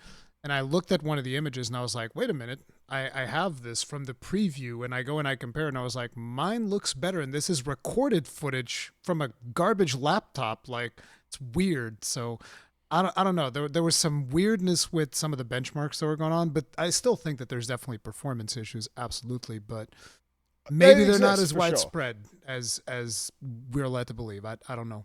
100%. Yeah, I'm not saying that like it's all fabricated. That's not the case. I'm sure there's people having some issues. But I didn't see it like when a game is truly a catastrophe, but it's optimization, it's affecting a hell of a lot of people, and I will see it all the way through the day. In fact, people will always drop in like, how's performance, because I've heard it's bad. I tried it this morning, it's not working. That would be a very regular occurrence in my live stream chat, and that didn't happen. My kids played it on console, so my son used a PS. One of my kids used the PS5, and the other kid used the Xbox Standard X, PS5? and they played totally fine. Yes, not the Pro. They used that, and the whatever the latest Xbox is, the black cube thing, the XRS or whatever Series X. Yeah. Yeah. And they were both fine. They had no issues. I watched them play it. No, I noticed it was smooth 60.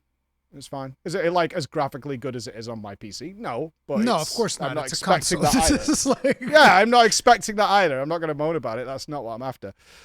So yeah, they were playing just fine. No issues, no hitches. I'm very surprised by that one. Like it's very, very surprising that didn't happen. So what was the streaming experience like? Because obviously Monster Hunter World was like, I feel like it was a big moment. Everybody was super excited to see you go through it. What was the streaming experience like this time around? Nowhere near as good, I think, because there was less investment in challenge. People like it when I'm challenged. I like it when I'm challenged. I'm obviously somebody who likes hard content when it's appropriate. If they could tell I'm not fully invested into the game, they're less invested, and we're more treating it like a day out and chit-chatting. I was also distracted at the time, so probably not the ideal conditions, because I was distracted by the Race to World First that I was doing the hosting for.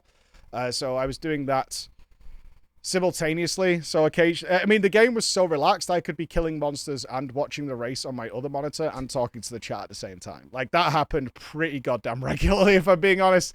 Is we'd be like fighting a monster, and my face would be over here, and then I'm looking at the chat who's also doing the same sort of thing, while we're kind of just whacking buttons away because we're not going to die. And if we can't, it's kind of funny. And so, haha, you died, come back. So that lack of challenge, I was nowhere near as immersed or as into the game this time around, which was a little disappointing. I was hoping for for a Monster Hunter World sort of scenario to happen. That didn't happen. It was much more like, let's mess around. More interested in messing around with different weapons, and trying things out. And how cool does this armor look? I think I had more comments from people like, you have to check the armor look, than anything else. Like, oh, scary monsters coming. Like, in World, it was like, Pepe laugh, he's coming up against Nerd Gigante, or Devil Hose about to appear. Something, we're getting he's to about that to get point. Clapped. Yeah, he's about to get stomped. He's about to get bombed to the ground. But that doesn't happen in this one, for anybody. So that aspect of the game was missing from this, which did exist in the base game, actually. I didn't even change to high rank armor for a really long time. It was unnecessary. I just waited until I got back to Odogoron, I think, and just replaced low rank Odogoron with high rank Odogoron. Jesus Christ! I didn't need to change it. I was in no danger of anything. I remember we got very late in to high rank, and I was like, I should probably upgrade my armor. In fact, I did not change my chest to high rank until we finished the game. Yeah, that is the way it went down. You still had low rank armor. Yeah. Yes, I still had low rank on after we'd completed everything, and I was like, I should probably change this chest for something. When you say completed everything, are you talking about Gore Magala or completing like Zoshia? That's getting the. I didn't do the gamble weapons. I got the highest rank weapon. Yeah. This is well after story's finished, and then I went to get like.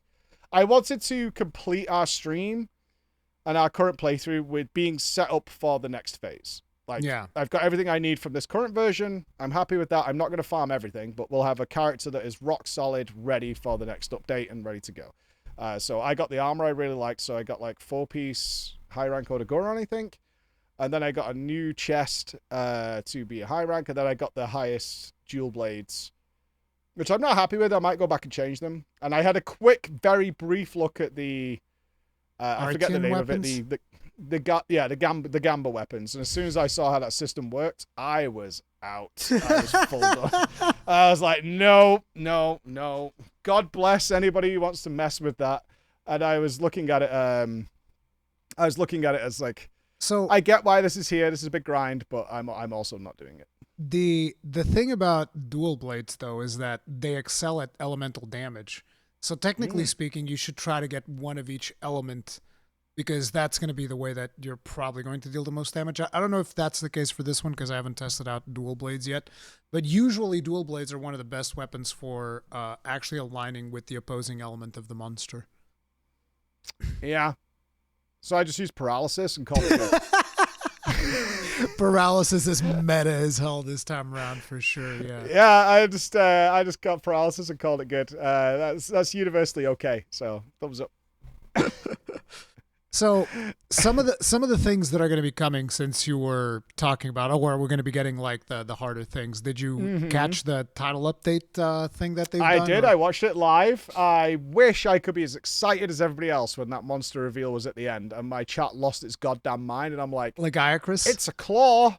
Sure. Like, I've never, if it's not in World, I kept waiting throughout Wilds for somebody show up that I know. And then the first one was Odagoron, which I loved from World. I was like, hey, I know that one. That's one. That's cool. But they were all new monsters, which is great as well. Like, at least my encyclopedia is spreading a little bit. But then that claw appeared, because I don't know who Misisune, whoever's coming. Mizutsume. It's like everyone's losing. Yeah. Everyone's really excited. I'm like, I'll be there. And I don't, I'm sure it's very exciting. See, Mizutsune is a monster that was introduced in Monster Hunter Generations, and this was kind of like a celebration title, which was like I forget which anniversary it was, but it's a title that was made as an anniversary title, and so it's just the compilation of monsters. And by the time they made the G rank version, or the ultimate version of Monster Hunter Generations, that's the title that has the most monsters of any Monster Hunter game ever. It's got like 92 monsters or something like that. It's a massive roster. Yeah. And so in the first version of that game, Monster Hunter Generations, they had a quest that was called the Fated Four. And the Fated Four are the 4 flagship monsters of Monster Hunter Generations, which is Mizutsune, Glavenus, Astalos, and Gammoth. You've never seen Astalos or Gammoth, but you've seen Glavenus, and now you've seen Mizutsune. So that's why... I have him on the wall. There he is. Yeah. That's why... He's right there. That's why people get so excited about Mizutsune, is because it's one of the Fated Four, and the Fated Four have kind of become like really beloved by the community. But people also just really like that soapy bastard, because he does this little bubble thing, and then your character kind of like starts sliding around and whatnot. It's really, really cool. Okay. Yeah, I'm excited for it. I'm excited for these, because if they're excited, that means that something good's coming. Like, when I see everybody lose their mind, I'm like, oh, cool. Okay, so that, because I'm like you, I'm waiting for that big challenge. So I'm like, if they're losing their mind, then okay, something juicy's coming. And I'm excited for that. So, because I can't remember any of these names of these monsters, man. Before Rompopolo? Rompopolo. Yeah, Rompopolo. So before we jump into what's coming, what are your thoughts on the current roster of the game, which is like, we got 29 monsters. Base World, for reference, had 30 monsters. But the thing about the monsters we got this time around is that 2 of those monsters you only fight once, which is Zoshia and Guardian Arkveld. But they're still counted as different entries. So technically speaking, we could almost say 27 monsters, more so. So what did you think about the roster? I thought it was kind of good. It was, again, my issue really was that they were so easy, they were forgettable. Yeah, I recognized them when I got there, but when and also the nomenclature in general was a little different than what I was used to in World, where I essentially renamed a lot of them, but they were much more familiar. Anjanath was much easier for me to remember than like Zoshia and Yan Kutku and those kind of names. Yan Kutku is an old monster, though. He's a very old monster. For me, that's a new one. So ultimately, the monsters I thought were super well animated, super well designed. Like, I can't deny how gorgeous and fluid they were to fight. Like, everything seemed very clear what they were doing, which made perfect dodging much nicer. You could just read them properly, which also makes the game easier. Like, there's a part of the jank that we talked about in World that's kind of charming, that catches you out sometimes. And I felt that was also removed because of tighter gameplay that was happening and tighter animations with the monsters. There was a little less jank in how the game worked that didn't make you as angry at the monsters. So that's something to consider as well.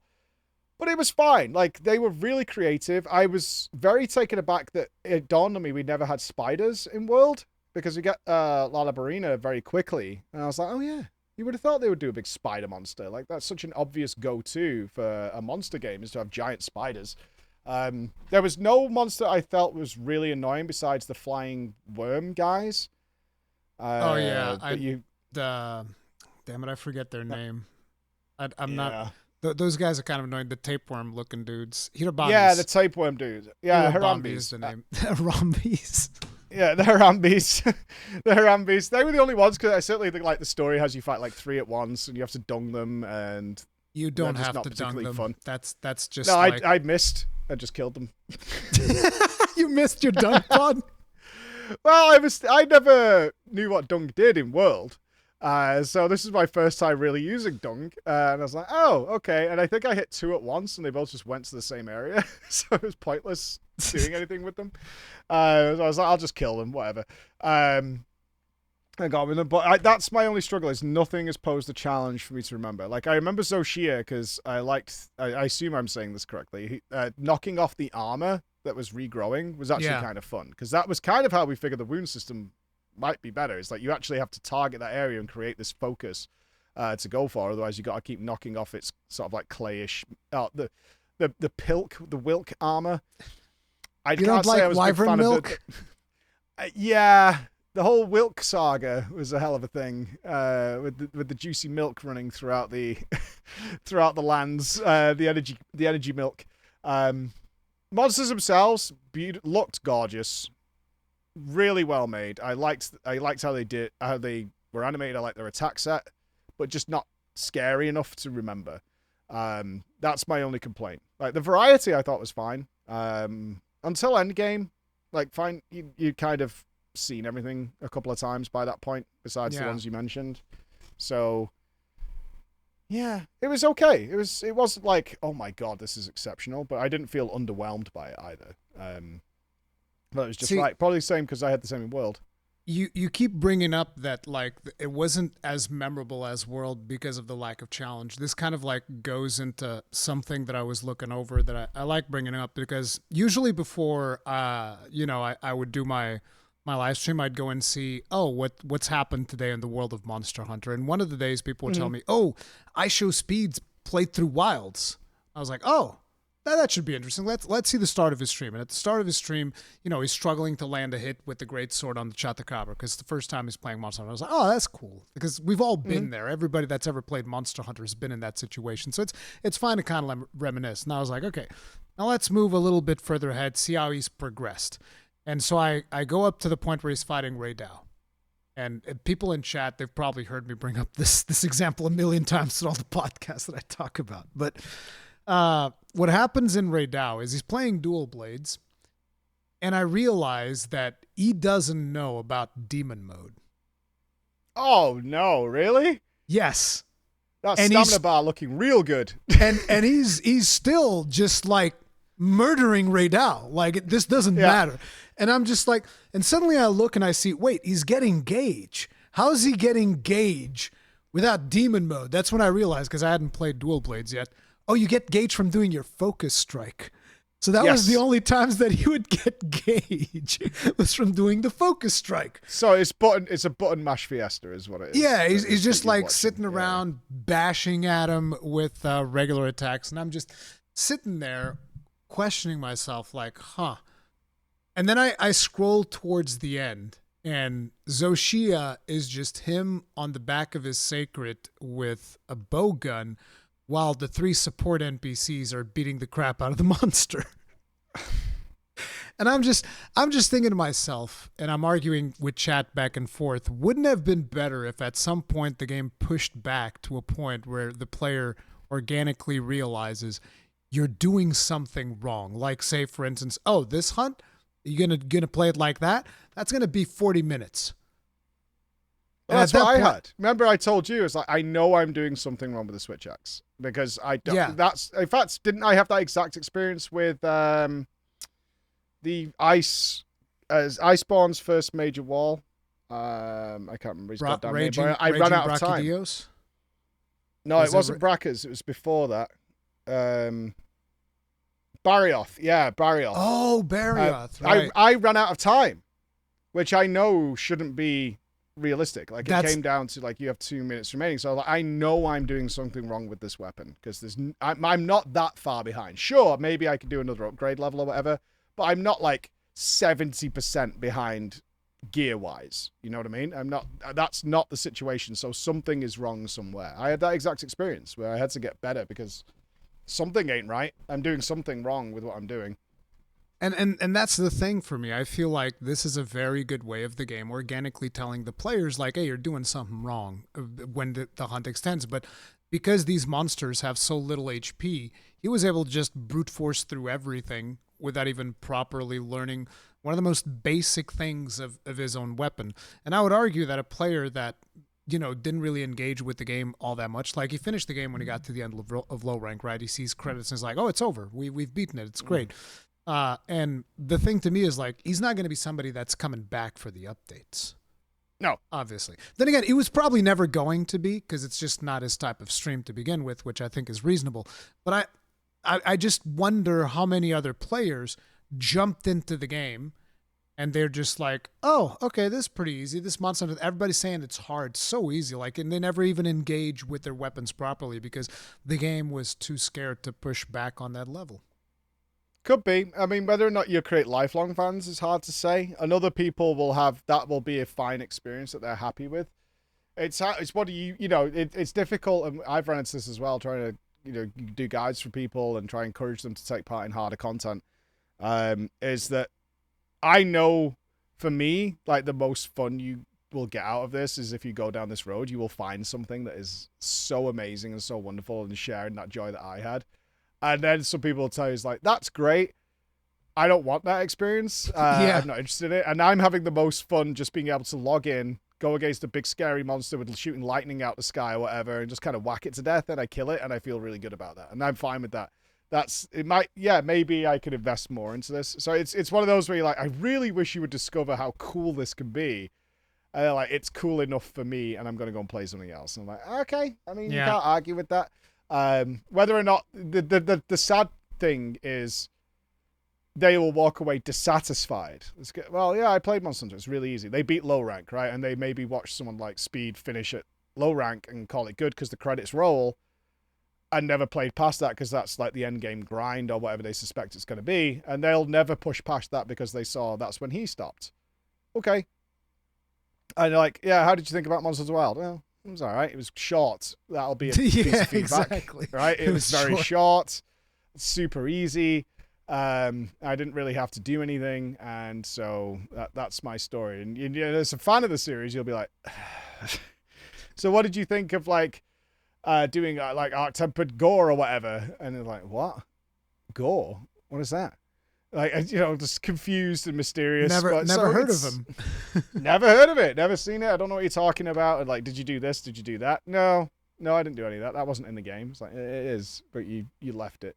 That's the disappointing part of it. Yeah. And I do trade with that feeling sometimes of like, if you just gave it a try, you probably really, really like it. But they won't. Unfortunately. So I'm assuming your chat, this is just like a bit of a curiosity, but I'm assuming your chat told you about the 4U references that are in this game? No. Oh, not at all. References? Yeah, Monster Hunter 4 Ultimate. Oh, no. A lot most people are trying to get me some Monster Hunter Tales or stories or whatever. I mean, stories is great. It like the way that I like to describe Monster Hunter stories is like, imagine Pokemon, except it's made by people that care and it's actually good. I think I did get told about Monster Hunter Pokemon thing. Yeah, it's stories. Stories. Yeah, I think I did. There's also stories. Monster Hunter. There's also Monster Hunter Go, which is kind of like not Go. It's called Monster Hunter Now, which is kind of like Pokemon Go. Don't play that. That's not it. But stories is basically like, you know, if Game Freak actually cared about Pokemon, they would make something like stories, but they don't care. Yeah. Well, I'm only tempted because it's a Rathalos that's like the main character. Oh, Ratha, yes. Ratha the Rathalos. Yeah. Yeah. I can't tell you how happy I was when Rathalos showed up in Wilds. I was like, oh, it's our boy. He's back. Yay. Rathalos is in every single game, but I was very excited. So to give you an idea just to expand on the universe, so Gore Magala is a monster that was introduced in Monster Hunter 4. And like the whole lore of Gore Magala comes from Monster Hunter 4, wherein he's got the frenzy virus, he makes all the other monsters go crazy, and then eventually I did get that. Yeah. He eventually evolves into another monster, which is called Shigaru Magala, which is an elder dragon. Which is a completely different monster. There's no elder dragons in the game. Yeah, there's no elder dragons in this game. I mean, yeah. you can kind of consider Zoshia almost like elder dragon level, but technically speaking is a construct. Same thing with, I think Jin the Hod's also meant to be almost like elder dragon level, but he's still just a construct as well. But the thing about elder dragons, like, you know what elder dragons are, right? In terms of like Monster Hunter stuff, or do you not know? They're like, from Monster Hunter World, they are these creatures that are responsible for like the balance of nature. Is kind of no, that's just Nergigante. These creatures are just forces of nature. They're just monsters that are so incredibly powerful that the guild doesn't know how to classify them. Like, they can't just call a Kushala Daora, a flying wyvern, because it's just so powerful with his tornadoes, destroys entire cities and villages if needed be. So it's like they're just a big force of nature. As a matter of fact, there's even, from the lore community, they will say that, like, oh, these monsters represent natural disasters. Like Kushala Daora is a hurricane. Teostra is like a big fire, devastating fire. Same thing with Lunastra, so on and so forth. But elder dragons, that's just all they are. They're just really powerful entities that they don't have a proper classification that the guild can deal with them because their power level is so great. But having said that, there are no official elder dragons in this game. No, they'll probably come. Why do you think that's weird? Because the world is so focused on elder dragons from the very start, and like, they're traveling here to this island and that kind of thing is happening. And it was like, ooh, the elder dragons are coming. Because I was always confused why, like, Lunastra is not a dragon. Like, it's like, you're not a dragon. What about a But you're Kirin? called an elder dragon. Is that the unicorn boy? Yeah, he's an elder dragon. Yeah. Yeah, that's right. That was an elder dragon as well. And I was like, this is shenanigans. This is a bamboozlement that's happening right here. But it was one of those cases where, like, that was kind of a focus of the story there with the elder dragons going on. And then they're just not mentioned here at all. Yeah, I just assumed that, like, not all of them... not all the games have elder dragons. Like, that was a feature of World. Technically speaking, Gore Magala has received an official classification, which, in case you didn't know, before this game, Gore Magala's classification was 3 question marks. We just didn't know what to call him. And he's now called a demi-elder dragon. So he's demi-elder dragon. He's almost an elder dragon. Almost, but not quite. But the whole thing about Gore Magala is that eventually he evolves and he becomes Shigaru Magala, which is an elder dragon. The fun thing about Shigaru Magala is that he's a selfish bastard. So rather than spreading the frenzy virus, he spreads a different virus that makes it so that the other Gore Magalas can't evolve into Shigaru Magalas. So that he becomes the dominant creature of the region. Why are frenzied monsters easier than non-frenzied monsters? Yeah, we don't know. Because I was supposed to be scared. Yeah, like, it was like, this guy's frenzied. I'm like, oh, here we go. And I was like, wait, he's dead. So what happened here? There's a couple of theories. One of the theories is maybe it was a decimal point out of place. We don't know. Oh no, I'm not buying that one. That's one of the theories. The other theories is that the monsters are weakened by the frenzy virus, which is weird because in Monster Hunter 4 Ultimate, when you would fight a frenzied monster, he would actually be more dangerous than the regular version of the monster. However, frenzied monsters deal more damage than their non-frenzied counterparts. So I think that the other explanation that you can think of is that Capcom is setting us up in a way to explain, look at how devastating the frenzy virus is, where these monsters, they deal a ton of damage, but like they're being consumed and therefore they're weak as hell if you just hit them hard enough. And the setup could then be that potentially a new type of challenge that we'll see in the future is, so in Monster Hunter Rise Sunbreak, there was something called the Anomaly, there were these little creatures, I forget their names, where they would kind of like attach to monsters and they would form a kind of symbiosis. And the monsters would become really powerful whenever they were under the effect of these anomaly creatures, right? And so what happened was eventually they created a new type of monster, which was the Risen Monster. So these were monsters that overcame the anomaly because the anomaly had weaknesses where certain parts of the monster would be highlighted. It was a gameplay mechanic. And you would hit that part and you would get a big explosion of damage. right? That was kind of like the weakness of anomaly monsters. They would be more aggressive and all these things, but it would have this weak point. And the risen monster would basically be, this monster overcame the anomaly, so it just became positive and they don't have any negative aspects of it, and they would be like these super overpowered monsters. So what I'm thinking is potentially with Frenzy, they're setting us up to have monsters that overcome the frenzy, and then they don't have the downside of having lower health, and they just have that increased damage and the increased aggression of having frenzy. But this is all theories. I actually don't know what's going to happen. Yeah, it sounds more like hopium for the community. The hard yeah, stuff is coming, baby. Well, maybe what's happening is this is 4D chess, and we're getting led down this path where it's kind of easy, but whoa, here it comes. But I'm with you. I'm down with you as well. I've said a million times, I'm super biased when it comes to Monster Hunter. I love this game. I don't care. It is what it is. Oh, we want it to be juicy. You know, one thing I missed, I wanted to get your thoughts on this as well. Although I want to be clear, this is nuanced. Okay. I didn't like how we did it, and I didn't like how it's set up, but I do miss being able to wallbang monsters in some form.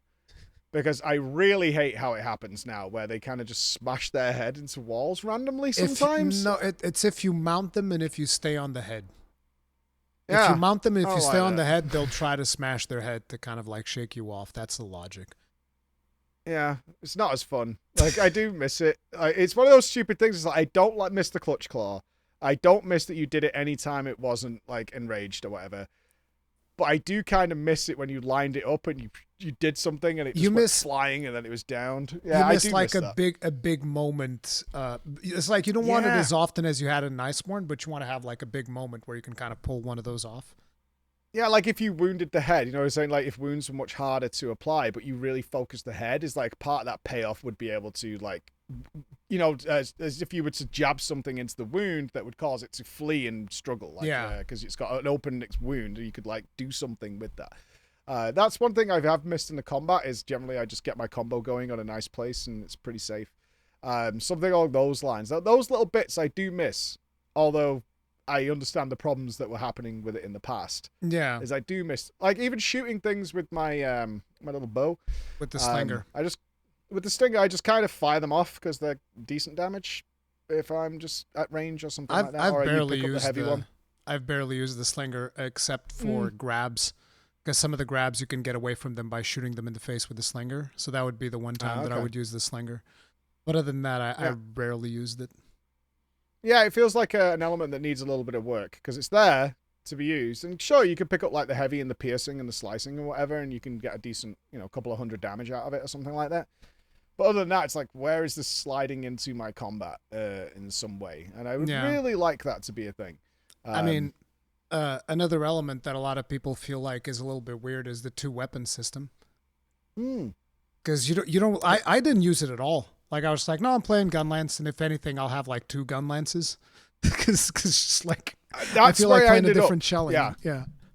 I had fire and water daggers for a long time, because that generally countered most, you know, things that you're going to run into.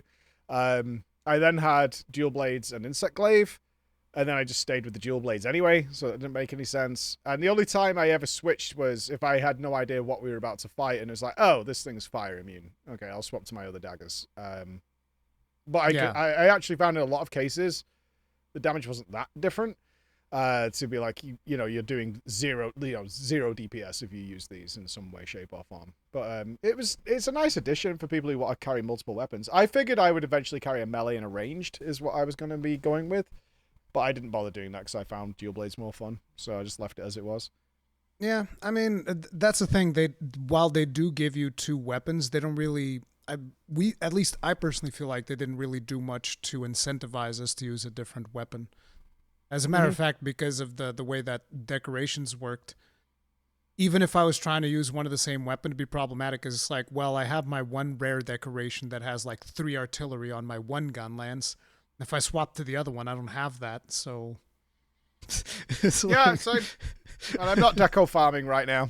I'm totally not doing that. I don't know if... I haven't found any monsters or anything where they're good for decos like we had in World, where it's like, okay, if you want a lot of the base type decos, you can go and spam this one monster over and again. You'll vomit them up like that great Jackras did. No, that was an event quest specifically, but like this time around, you can get decorations fairly easy by just doing the monsters that show up on the map. You can even see which ones give what type of decoration. So that's like one of the best ways of doing it. But talking about what's going to be coming in the future, what you can expect. So you talked about Mizutsune. So the first Mizutsune that you will see, that one's going to be easy because it's Hunter rank 21. And Mizutsune, at least the last couple of iterations of him, Mizutsune suffers a little bit from the help, I've fallen and I can't get up. Like you hit him hard a couple of times, he just like falls over. He's a little dog. He's like, have you tested this? What do you mean? Tested what? Have they done any beta testing on it that you've been involved in? On this Mizutsune? No, I'm talking from on the Wilds version from Rise and stuff like that. I haven't seen it, but Mizutsune usually is fairly easy, the first version, but there's going to be 2 versions of Mizutsune that are going to be coming with this update. So the second version is going to be an 8-star version, and it's going to be a tempered Mizutsune, and it's not just going to be a stronger version of the Mizutsune you fight, because there's different versions of Mizutsune in Monster Hunter. And what they showed in the trailer, if you notice, one of the Mizutsunes like spews out fire. That's not a Mizutsune thing. Like standard Mizutsune doesn't spit fire. That's a different one called Soul Seer Mizutsune. So there's the tempered version of Mizutsune is going to have moves from another Mizutsune that is called Soul Seer Mizutsune. And don't that get me excited now. Yeah, that should be significantly harder because it's going to have exploding balls, still gives you the debuff of the little balls thing. So that one should be significantly harder. I predict that one's going to be carding people a little bit. Hopefully. Excellent. That could be hopium, but I expect that to happen. Otherwise, it will be disrespectful to Soul Seer Mizutsune. Because Soul Seer Mizutsune kicked some ass. But on top of that, there's going to be more things. Zoshia, right?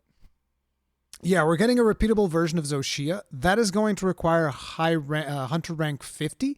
So that should also be a significant challenge. Maybe not like super hard. I think that tempered Mizutsune might end up being a little bit harder than the Zoshia, but I don't know because this is also not a tempered one. It's just like regular Zoshia. He's just threat level the same as tempered because of the rewards that he gives. He gives the same reward as like a max tempered. So we're thinking we'll see. They're probably saving for making like an arch-tempered version of Zoshia down the line, which will be even harder than this one. So that would be something that I would expect. Now, we're also getting arch-tempered Raidao. This one I'm a little bit suspicious of because if you see the trailer, you see Raidao doing 2 of his super damaging lightnings and hitting somebody who, if the armor is correct and not layered, has armor that is weak to thunder, and they still don't die. And I was like, wait, they get hit twice by some of the most damaging attacks of this monster in an armor that is weak to lightning, and they don't die. They might have like made that character invincible for the purpose of the trailer. We don't know. Yeah, it could be for cinematics. Yeah, so the Raidao I'm a little bit suspicious of, but Raidao is going to be 2 quests, and that's going to be coming later. It's not going to come on Friday. Raidao's not coming Friday. That's coming later on. Yeah. That's going to be like a seasonal thing almost, right? It's like periodic. Yeah, it's going to be during the seasonal event, which you've probably seen seasonal events in the Gathering Hub. Yeah. Like whenever you go in there and you see the Gathering Hub different and whatnot. So that's going to be the same thing here. The first one we're getting is the spring one, Blossom Festival. The thing is, with these festivals, they'll usually bring out a bunch of new event quests as well. So all of the event quests you've done up until that point return at the same time, and they add new ones. And I suspect that they're going to add some harder event quests in there as well, because during these times when they bring out event quests, that's when we got the harder stuff that we got in base Monster Hunter Rise in the form of hazard quests, which was just like harder quests than normal. Those were the ones that were more challenging. So I expect them to bring some challenge with that. But again, could be hopium. I don't actually know. Could be. But something that they hadn't mentioned during the title update, and they mentioned earlier today, I think you're already streaming, so you might have missed this. There was a developer director's letter. At the end of May, they're adding increased, more powerful versions of existing tempered monsters. So Gore Magala, which is currently considered 7 stars, which is weird because even though it's the hardest one, they consider Arkveld to be harder than Gore Magala, which is very strange. Yeah. But There's going to be an 8-star version of Tempered Gormagala. There's going to be an 8-star version of Tempered Raydao, an 8-star version of Tempered Uthduna, and an 8-star version of Tempered Nuudra and Jindahad. So all of the Apex Predators, as well as Gormagala, by the end of May, will receive higher versions of them. And the thing is, they specifically say, each of these monsters have had various behind-the-scenes adjustments to make them more resilient, such as increased health, resistance to wounding, and tweaks to multiplayer scaling. So do you think that just turns them into the same thing, but more of an HP sack? And just more... Do you know what I mean? Like, it's the same thing you've been fighting, but we've just turned them into a meat... they just last longer now. I don't know. Which isn't that exciting, you know? It's not that exciting. It's like, okay, so it's the same thing I've been fighting. It's just going to take me longer to kill it. Which is the thing never the fun approach. That is one of the things that everybody's been asking for. We want these monsters to have more health because they die too fast. So even if it's just that will be cool because they'll probably add increased rewards to them or something. That would be what I would expect. But considering that they're saying behind the scenes adjustments, I think they might also get a couple of new moves. Maybe that's hopium. I don't know. They don't specifically talk about new moves. But for instance, in the case of, if we consider Mizutsune, regular Mizutsune won't have the same moves as the Tempered Mizutsune, which is going to have Soul Seer stuff. So it's kind of like the same increase in difficulty. So I would expect them to add a couple of new things to some of these guys. Okay. But yeah, all of those are coming. Then they're also saying that they're looking at balancing all of the weapons, like hammers getting buffed and some other weapons are getting nerfed because they're too powerful. I expect them to nerf Gunlance because Gunlance always gets the short end of the stick. It's like the warrior in World of Warcraft. But this is a what was me scenario here. Yes, yeah, it's me. I'm so sad. My weapon good now. Don't nerf. No nerf. Yeah, leave me alone. Leave me alone. Well, I'm hoping so because I wanted. I was really excited to do a lot of stuff with my audience as well, like going in these hunts, and certainly if have that struggle to overcome something that I can sink my teeth into, and then we can go and kill it together to get the best, to get all the armor and stuff like that. Yeah, as a crew, and I haven't had that yet. It's just not been done. It's like I think the most common thing I was saying was like, if you want to come, you can come. Like, feel free. The lobby's open. If you want to jump in while I'm getting this Lalabarina item or whatever, go for it. And people jumped in and we murdered it and got out, but nothing like, okay, we need to sort of be choosy about who's going. I'm probably the worst player. Let's do it a different way. Let's figure it out. Oh, this doesn't work, and things like that. I don't think you'll see that in the base game. We might see that in Master Rank where you're like, okay, we have to think about this a little bit. Like in World, we had one situation like that, which was Extremoth. That was the only time where I was actually like, okay, we really need to set up for this properly to do things. It was that, and it was Gulf to Roth was a little bit like that as well, and Safi Jiva was a little bit like that as well in the beginning.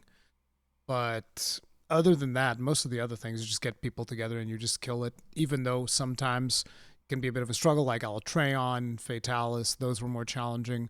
But yeah, in the base game, I don't think you are getting stuff like that. That's fine. I'm in no rush for it. I just want to know it's coming, to believe that it's going to be happening. We'll have to hold on a little bit until it gets there. Certainly with the crossovers and things, because they're indicating there's a Street Fighter or some sort of crossover is coming. There's a Capcom collaboration. Those are usually not super hard. They're more about like, oh, we want to give you guys like this layered set or whatever. Like, hey, now you can look like Ryu. In World, there was one where it's like, hey, you get Dante's sword as a charge blade and stuff like that. That's usually what those are for. They're not really there to be super challenging. Sometimes they might end up being like, I think to get the Akuma outfit in Sunbreak, you had to fight 2 Rajangs, and that one was a little bit hard. But a little spicy. Yeah. Usually they're not super hard in terms of like the collaboration quests. They're just there for people to have more stuff. Now, Where are you sitting with Wilds, Rory? You seem disappointed. Would that be accurate? I am not disappointed, but I am not happy about the level of challenge. Like, I love playing the game. Like we talked about, the hunting action is superb. One of the biggest things to me is because of the implementation on focus mode, I feel like one of the only ways that I can see them increase the difficulty is making faster monsters. And to me, that's kind of a problem because that's not what I like about Monster Hunter. I like slow, methodical combat. That's my favorite thing about it. And Rise and Sunbreak were already like, oh, we're going to put these monsters on crack. Like, you've never seen a Volstrax? Volstrax is literally a jet-powered wyvern. You can hear jet plane engines when he's taking off and doing his thing. He is super fast. He fires lasers. He's crazy. He's like flying all over the place. And there was a Risen version of him, which is one that overcame the anomaly. Yeah. And Risen Crimson Glow Volstrax, that was just like super cracked out monster, like woo, jumping all over the place, like super fast. And it's like I killed it, but that's not what I like about difficulty. I like those monsters like, okay, if this guy hits me, he's going to hit really hard. So I need to make sure that I'm positioned well, that I'm, figuring out when I can attack, when I can't attack. That's more fun to me. That's kind of like my big concern. I don't know how they up the ante because of the way that focus mode works, because it just gives you so much freedom to look around all over the place. But other than that, another thing that I have of criticism, and I don't know how you feel about this, is the Palico is way too powerful. It's ridiculously powerful. I haven't noticed him doing anything for me. I'm in a different boat. I haven't been paying attention to whatever that thing's doing, like at all. Like occasionally he'll throw me a heal, but so I've seen him do some funky stuff. I did his quest a little later to give him new abilities. Yeah, I've seen him do his little rocket thing. So but I don't generally watch what he's doing. Here's the thing about the Palico in Monster Hunter Wilds. He heals you ridiculously fast. He heals you ridiculously often. He cures you ridiculously fast and ridiculously often. Yeah, the cure is good. Yeah. Which you'll probably notice that you barely had to worry about ever healing any status ailment off of yourself because the Palico will instantly get it off. If you pay attention, you'll notice that 99% of the times that you get a monster to skull, he'll drop a trap down. Oh, you want to capture this? I have seen that. Yes. You want to capture this? It's ready for capture, master. All you got to do is throw 2 trank bombs. He's done. Mm-hmm. So it's like the Palico is ridiculously good at everything, and he has all of the tools. Like if you remember in World, you had to choose, I can get this coral horn that will give me an attack buff, or I can get him to do this shield thing that will draw aggro away, or I can get him to have the Mulotov cocktail. Actually, you didn't know because all you did was use heal, if I remember correctly. Correct. Yeah. I have noticed him blowing the horn this time, for sure. So it's like this time around, he has literally all of the tools that he had in World, and his AI is like 10 times better than it was in World. And his cooldowns appear to be significantly shorter than when it were in World. And he just does all of this at the brink of an eye. It's just like all the time, he's healing you, he's curing you, he's dropping traps, he's going on his little plane and shooting the monster. It's too much. It's way too much. Like, you should try it. Like, you should go and hunt the monster. Yeah, I'll go and do some hunts. Yeah, I'll go and go hunt the monster with your Palico. Like, pick a hard monster. Like, I don't know, go do like maybe a Tempered Arcfeld. And do one with the Palico, and then do one without. And you will notice a night and day difference, more than likely. What kind of damage is it pumping out? Is it doing significant? I remember in World, its damage was like, I don't care, as long as it's trying to proc paralysis or something like that. That's what we're hoping for. That's because in World, you were using the healing tool. So he's never going to deal that much damage. See, I was using the Mulotov cocktail in World, and it's not even about the damage. It's about the amount of staggers that you get, the extra staggers that you get because of the fact that he's throwing grenades at the monster all the time. So it's very, very significant. In Rise and Sunbreak, that was actually a really good system where you would actually have to choose the individual skills that you would give to the Palico. And that was really cool because you could have a Palico. It's like, you're going to be super expert at like dropping bombs and doing all these crazy things. Or you're going to be super expert at throwing flash bombs and all of that. And that was cool because you would custom build him, but you wouldn't be able to make him do everything, which is what he does in Wilds. And that's one of the biggest problems. But yeah, it's like, it's the difficulty, how the difficulty is going to evolve. And, there's obviously the quality of life stuff that we talked about when it comes to hunting simulation that you feel the same way that I do, which is like, we want more hunting simulation aspect things, not less. And Yeah, the Palico. The Palico should be nerfed into the ground because it's way too powerful. Interesting. Yeah, I've not been paying attention to it at all. I mean, obviously, I notice it occasionally come up and cure me or heal me if I need it. Definitely times where I'm like, do your job. And usually he will. Now you bring it up, I'm like, come and cure me. I've got a poison or whatever. And he will just like rock up and sort it out and then get me going again. Yeah, he does do that. That is true. I haven't been paying much attention to him. But I'll keep a closer eye out now to see exactly how much he is doing. I'll just run without him. I think I told I don't remember if it was Nups or Bex. I told someone to tell you that I recommended that you play the game without the Palico because I had reviewed the game and I was like, oh man, Mike's gonna have way more fun if he plays without the Palico because Palico's so good. So I remember telling somebody in your team like, hey, listen, tell Mike not to use Palico because he'll probably enjoy it more. They probably did say something, but I can't say I've not had fun though. Like that's not been the aspect of it. Have I had as much fun as World? No, not even close. Even base game World, but I haven't been on that journey to discovery that I had with that, so I wasn't surprised by it. I have had fun. I was a little sad when we were done. I did once again have that issue of like not realizing we were killing the quote unquote last boss because it just wasn't hard. I was goofing around during that fight with Zoshia. Gormagala wasn't. Oh no, not Zoshia. Zoshia's low rank. Gormagala is the actual last one. Yeah, I was still kind of goofing around there. I was because there was no indication I was going to come up against a fight that I wasn't, of course, going to win pretty easily. Yeah. And I didn't have that epic showdown like I had with whatever the last boss of the base game of World is, which was definitely a last boss, right? Multiple phases, yeah. It went and swooped up, it did all those kind of things. It was like, okay, this is different. This is something else. We haven't really had those big cinematic set pieces in this one.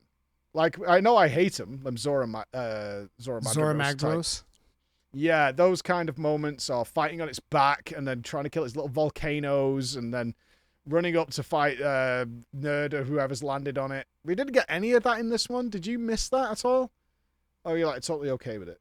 I mean, the thing is, Zora Magdaros, one of the biggest problems of Zora Magdaros is that I'm actually in the camp of people that thinks that Zora Magdaros is an amazing fight. It's just very poorly executed. Because what happens is there's way more to Zora Magdaros than people give it credit for. Because everybody just thinks that it's just a fight where you go and you shoot cannons and then it dies. Because in the beginning, you like you said, you're running around doing the volcanoes as cores or whatever, but then eventually you get flown out and now you're just loading cannons, shooting cannons.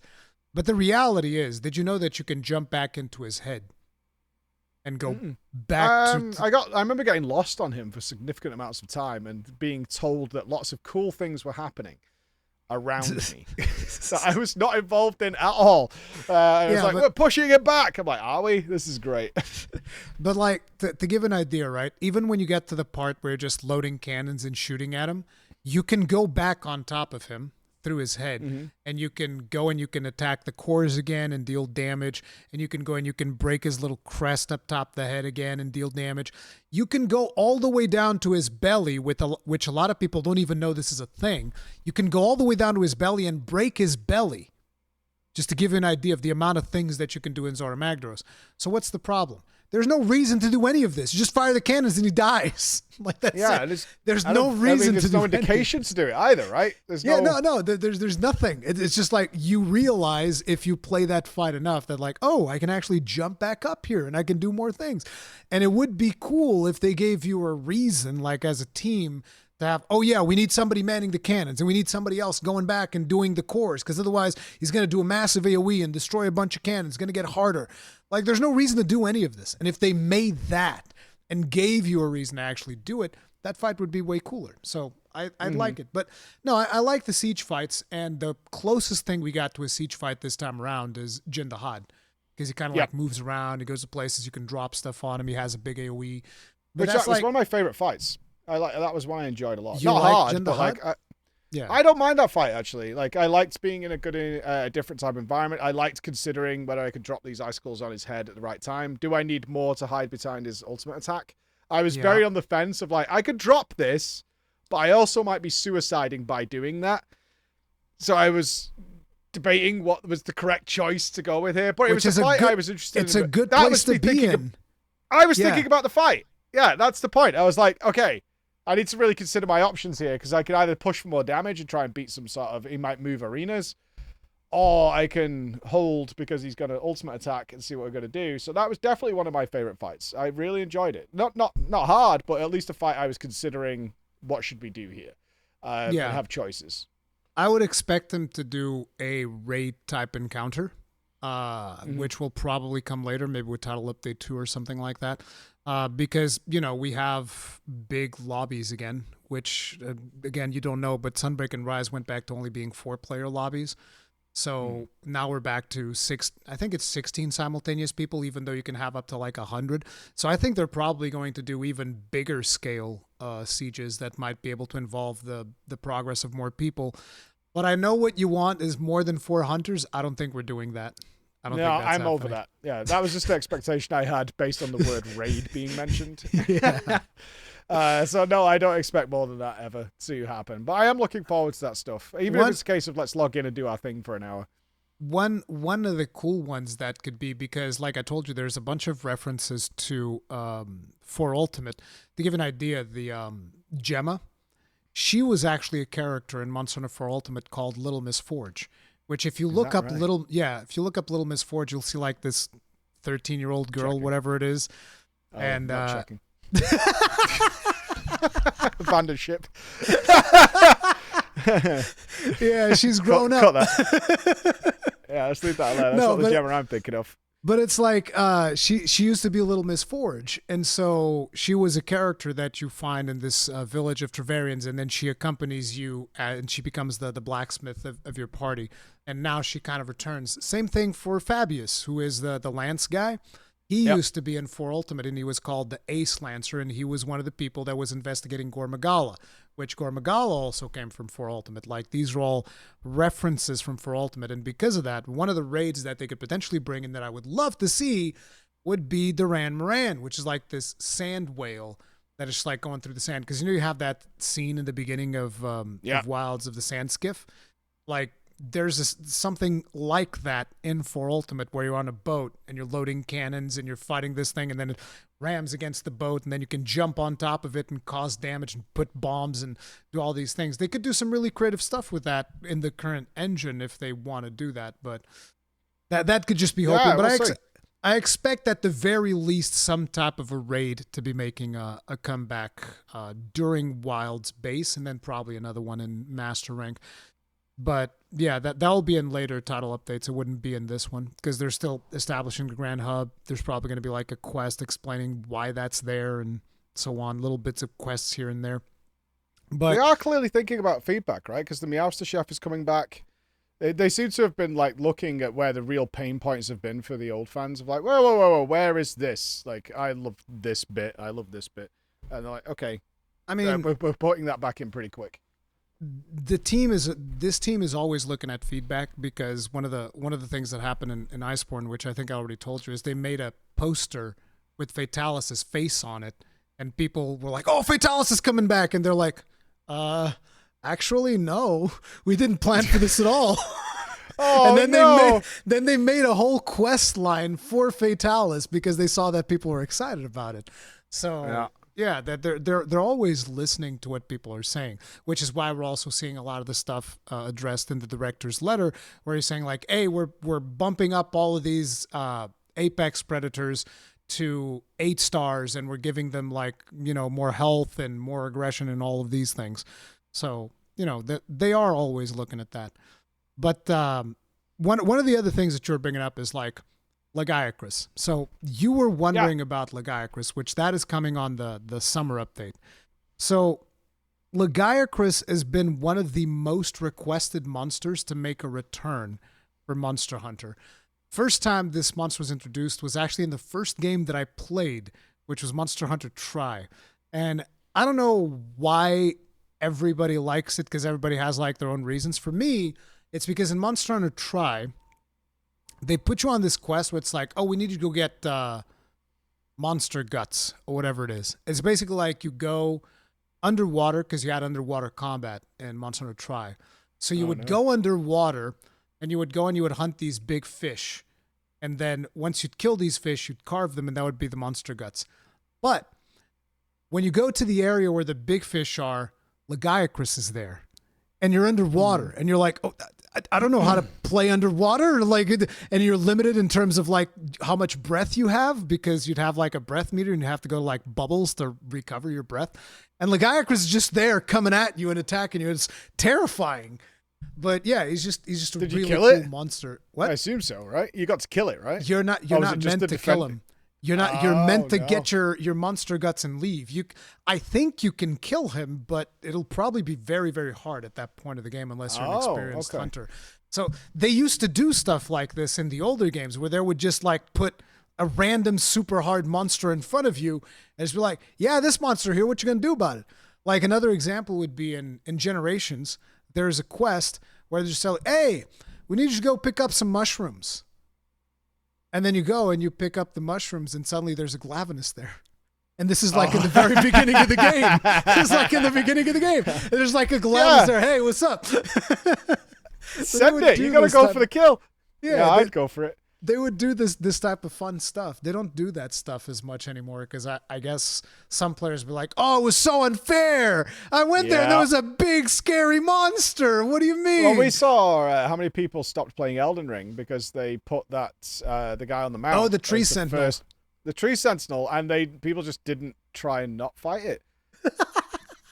Because it's a boss. And they're like, I've heard that the Souls games are hard. Here's this boss, and it's killing me. This is the Souls game. It's too hard. I'm not going to play it anymore. Right? I saw that feedback all over the place. It's like, the Tree Sentinel needs nerfing. Instead of they're trying to teach you, go around. You don't have to fight just go around. Just go around. Like, don't do it. Because what I wanted to ask you is, this is more of a streamer question, I guess. I loved the world a lot, like, obviously, after what we did there. And then people with Wilds were a little flat. Like, they enjoyed the hell out of it, and it was super fun, but, like, it didn't have that trying to capture. And everybody suggested probably, like, 40 different Monster Hunter games. Like, from your perspective, what is the one, if you're ever going to play another one, it should be this one. Because age doesn't really matter on my channel a lot. We play a lot of retro-style games. It's usually fine. It's like, what is the one? Because everybody has their own opinion on what it should be. It's very hard. It's very hard because of the availability as well. Depending on whether or not you want to go the emulation route and all of that stuff. Which old school. Okay. Yeah. Because, like, to give you an idea, right? Well, we have every console. I can tell you that. We have every single console. That's not like something made in Japan in 1984. Like, as long as we have the 3DS with a capture unit. We do have a 3DS. It's not modded for capture though. Because like have the 3DS. Because that's the thing. When you make that question, the first game that instantly comes to mind for me would be For Ultimate. Because if you go play For Ultimate, you would also get to see Little Miss Forge. You'd get to see Ace Lancer, who is Fabius. You'd get to experience the beginnings of Gore Magala. Not to mention that For Ultimate has one of my favorite stories because you're basically like going around from village to village and you're meeting different cultures in the world. I really liked For Ultimate, right? And I didn't even play like the G rank of For Ultimate because I can't play through the S for too long. I'm like, I get bored of looking at the small screen. I'm just like, no, bro, I need to play on a big screen. But gotcha. you can also emulate that one. But the easier one and the one that has the most content and the one that basically Maximilian dude went back to is Generations Ultimate because that's available on the Switch. Right. Yeah, we've got a Switch. And that one has like the biggest roster of all. The biggest problem with Generations Ultimate is that the first 5 hours of that game is like gathering quests. Oh, that is a problem. It's just gathering quests. But it will also introduce you to a lot of the disadvantages that we used to have in the old games. So you'll have to learn about paintballs. Because you want to talk about a tracking system? Imagine that every 15 minutes you have to throw a paintball at the monster or you don't know where it is in the map. And if you miss it, oh, that's too bad. Now you don't know where the monster is. Good luck. And I have to go find him. God. So the thing is, these are all very old school games. So it's all about how old school do you want to get, right? Because I want the if best people, experience. Like the time doesn't matter. Like if I've recently played through all the single player Final Fantasies, and the order of greatness is wild. It's like yeah, it's like 4 is one of the best ever made, and then it's like jumps to like 9 and 10, and then maybe 5. It's just the age is kind of irrelevant for what made a great game. Like this is just let's put it like this: if I wanted to replay one right now, it would be for Ultimate. For Ultimate is the one for me. It will be. They never made a Switch version. No, they never made a Switch version. So you either emulate it or you figure out a way to do like capture through 3DS, whatever. I'm pretty sure that it shouldn't be too hard to emulate, but yeah, I haven't engaged with that all that much, so I don't know. But not for Rise or Ultimate, Sunbreak. Sorry. I mean, Rise or Sunbreak is basically less of the things that you say you like about World because you have Palamutes, which is kind of like Seikret, essentially. You have, if you think about, Wild is a little bit more arcadey than World, right? Yep. Rise and Sunbreak is 100 times more arcadey than Wilds. Okay. The maps are smaller because it's made for the Switch. It was originally made for the Switch, even though it's available for PC. There's tons of content there. It's plenty fun. But again, I think that for the things that you like, I think for Ultimate would be a better experience. Okay. Right. It's not something we're doing in the next little while here, but we're already at kind of like piecemeal Monster Hunter Wild. It's going to be like it's going to be a few days. Yeah, that's kind of like the cycle of Monster Hunter. Usually, it's like you have the big thing at the beginning where you go all in and you do all of the content, and then it's like, okay, now here's a title update, and you can usually do most of the title update within 5 to 10 hours, depending on how girthy the update is. In the case of Rise and Sunbreak, that version 3.0 actually was like giga girthy. They added like multiple endgame systems at once because that game suffered from COVID. And so they actually had things that they had to leave on the cutting board that they weren't happy with. But then when they did Rise 3.0, it was almost like a brand new game. So that was kind of like an exception. I don't know how big the title updates are going to be for this one. It's all going to be revealed once we get the Blossom Dance Festival, because that's when we're going to see how many event quests are coming, how many things are coming, and that's when we're going to get a bigger idea of like, okay, so how many hours that they're expecting us to actually spend. Because another thing that we didn't even talk about is arena quests. I don't think you did arena quests in World. Yeah, I did some. I mean, from my official quest log, and I did a few of the special ones. Unless you're thinking of something else specific. I didn't do the very, very high-end ones because they were like you needed level 99 to do. No, Arena Quest is one where they give you like a pre-made set of gear. Right, yeah, that was something... No, I didn't do that. Gear. Yeah. Yeah, I saw that as... immediate reaction I saw from the audience is that people cheat it constantly and it's a waste of time. Yeah. People, I mean, it's not a waste of time because the quests can be fun. It's a waste of time if you want to get competitive because usually people cheat. Mm-hmm. Yeah, because I was very concerned about it. I was like, is this just going to form a really straight meta? Like, this is how you go. How does it work with different weapons? Because I assume you can still choose your own weapon, or is they preset like the weapon for you as well? They give you a list of weapons you can choose from. There's usually not every weapon available for every arena quest. So it's like gotcha. on some arena quests, you'll be like, oh, there's no dual blades here. Or, oh, there's no hammer in this one. So yeah, usually they give you like a preset for, I don't know, 8 weapons or something like that, and then you choose which weapon you want to play, and there's a preset set of gear that will kind of like try to do some type of synergy that you're meant to use. Gotcha. But it's usually not optimal. Yeah. But the fun thing is these used to be scaled just for 2 players, so even if you were solo, they would be scaled. I don't know how they're going to do it in this one, but they are still designed for 2 players. Essentially, that's the maximum. You can't go in with 4 players on arena quests. Oh, but if you do if you do it solo, you're not doing twice the HP or whatever. I don't know. In World, okay. In World for a while, I think it worked like that. I don't think they scaled it down, so it was actually harder if you were trying to do arena quests, because on top of you not having your set, the monsters were also harder. I actually liked it like that. I was actually of the opinion that we shouldn't have gone down the road of, after playing the latest Monster Hunters, I was like, we shouldn't have gone down the road of scaling things down to single player, because it didn't used to be like that in the old games. It was like, nope, once you go into the hub, that's scaled for multiplayer, and you're expected to play in multiplayer, or you're expected to be a really good player if you're going to be soloing this stuff, which I thought was more interesting because like we talked about, if you go into multiplayer in Wilds, you're just destroying everything. It's like not even a challenge in any way. It's true. Yeah. Oh, okay. Yeah, that'll be something I want to check out as well, because I'm always of the debate is like, is it actually better for me, for the experience I want, to wait until like the expansion comes? Like, I'm okay with that. Is to like, oh, we could play something like For You and get our fix there and let this content sort of build up to have that Monster Hunter World experience. I mean, that's like, okay. I feel like that's what Maximilian dude is doing. Like, he did the Wilds thing, and then he was like, oh, actually, because in preparation for Wilds, Maximilian dude started playing Generations Ultimate. And Generations Ultimate, when it comes to content, it's ridiculous. It's the most complete Monster Hunter they've ever made. It's absolutely ridiculous. Like I told you, 92 monster roster, if I remember the number correctly.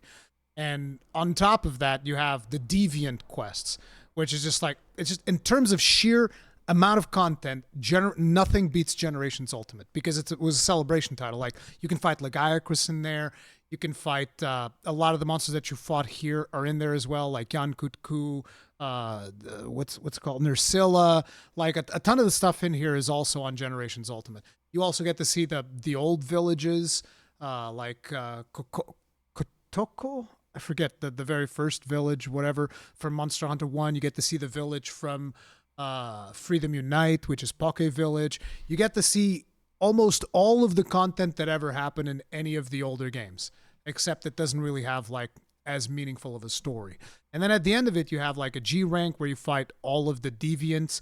And the deviants is like, each deviant has a set of 15 quests that you have to do, of escalating this difficulty. Very old school Japanese stuff. This is. Yeah. Each deviant has a set of 15 quests of escalating difficulty, and you need to get tickets in order to even be able to take on these quests. There it is. But this would have to, you'll probably need to do multiplayer in this game. You're not. I mean, once you get the G rank, at least you're not going to be doing it solo. You can do solo all the village quests, which is like village low rank, and then there's village high rank. But after that, when you start getting into hub quests and stuff like that, you want to actually do multiplayer, because to give you an idea, right? There was this time where I was on vacation and I wanted to play some GU, and I needed to do this quest, which was two hyper Brachydios back to back, which hyper is like another modifier that you get for Generations Ultimate. And it was two hyper Brachydios back to back, and I timed out that quest at 50 minutes. So that's some old school Monster Hunter fun right there. That's classic. Yeah. But like you can do it in multiplayer, and it's not like that. And I'm sure people in the community will have and that would be the easiest one for you to jump into. Okay. By far. All right. I'll put that in the back pocket for our fix, because I am debating it when it's like, okay, do I want to do this game piecemeal? Because I had the same thing with FF14. Like, do I want to piecemeal this, or is it actually better to build up? So I decided to segment it off. Right, there's certain quest lines I'm just not doing in 14 until it's all out, and then I can back to back it, and have an investment time rather than drop in, drop out. So, well, I'm gonna do the next update, see how that goes, and see what we get. If it's like a couple of monsters, do I invest in it? Because I'm not gonna farm all the armors and things like that. And it's like, okay, if we're getting like a day or 2 days out of this. And that's, I'm not getting sunk in, because I like being fully invested. I like, we're going here. I wouldn't expect you to get like more than a couple of days worth of streaming out of a title update for Monster Hunter. No, that doesn't work like that. Okay, that's fair. So it's like, if you want to wait, one of the good things potentially would be like wait for the announcement of the master rank. I mean, obviously check out this title update, because it's going to be fun. Particularly because we didn't really have that much challenge in the base game, so I think it's important to check that out. But like, if you are looking more to get invested for like a week or so, you might want to wait a little bit more, and maybe when they announce like the next master rank expansion, then you'll be like, okay, now we're going to do all the title update content back to back and experience everything. And that will give you like probably a solid week worth of content. One of the biggest issues with doing that is that the festivals, because they're timed. Mm-hmm. So you don't get to I didn't do any of the festivals in World. Yeah, I didn't do any of them. Yeah, because of the festivals being timed, So like Blossom Dance, that's happening in spring, and then that's gone. That'll only come back next year in spring again. So what's the value of it? What do you mean the value? What are you missing by not being I there for mean, it? I don't know because I don't know what event quest will be there. That's the thing. Okay. So I don't know. But like I thought it was cool to go and see the different gathering hubs and hanging out with the community during those because I'm mostly a Monster Hunter channel, so it makes sense to cover everything. But those will be available later, very much in the same way that World did, which is when the game gets to maintenance mode, then they're like, okay, now the festivals are on and off every other week or whatever, which is what you had when you started playing it. Okay. Oh, that's fair. But that's stuff that you need to weigh in, right? You can wait and you get a bunch of content ahead of master rank, or you can check out the festivals, but you can't do both because checking out the festivals, they're always going to be multiple months apart from each other. Yeah.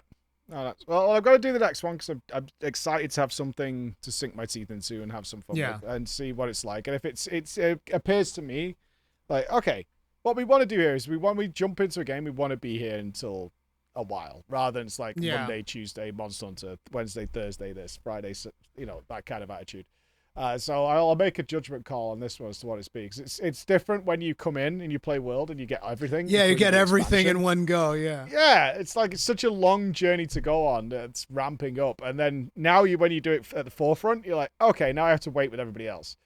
And I have all these things I can do, but those aren't going to appeal to me. Like I can find all the RNG weapons and things. I'm curious as to what is your take on the concept of free title updates and the way that Capcom deals with it for Monster Hunter, because that's one of the big points of the community. Like they're not happy about not having the Grand Hub, not having more challenge on the start of the game and all of that stuff. How do you feel about all that stuff? I don't think it's communicated that's if that is what they're doing. So my understanding, and again, I'm taking from the historical feedback that I've had from my audience, is when the game comes out, you get this like base version, which is missing a lot of these high-end elements. They're missing the real challenging stuff. It's not there yet. And then they, like we said, it's basically a grace period, which I'm very used to in the MMO community because they all do that these days. It's a very modern take. Is we give you this, we want you to enjoy the story. We don't want you to feel compelled to rush through everything as fast as possible to go and kill Fatalis because it's waiting for you and to get that world first or be one of the first people to get it done. That's not our intention. And it's nice to try out the new weapons. They all have new abilities. They've changed a little bit since the last time you've used them, or maybe you're new to the game. If that is their intention, and then now, like we're getting next week, it's like, okay, now there's some more things coming, and we can adjust slightly around maybe what the feedback is. Then we're going to get some really hard stuff, and it's kind of staggered that way. If that is their design intention, that should be communicated in a clearer way, because I think your issue is if you're not seasoned like I. Not seasoned to this kind of cadence, if I didn't have like a stream to fall back on to be like, okay, Dad, don't worry about it, it's happening, I would probably be very disappointed in Wilds, which I'm not.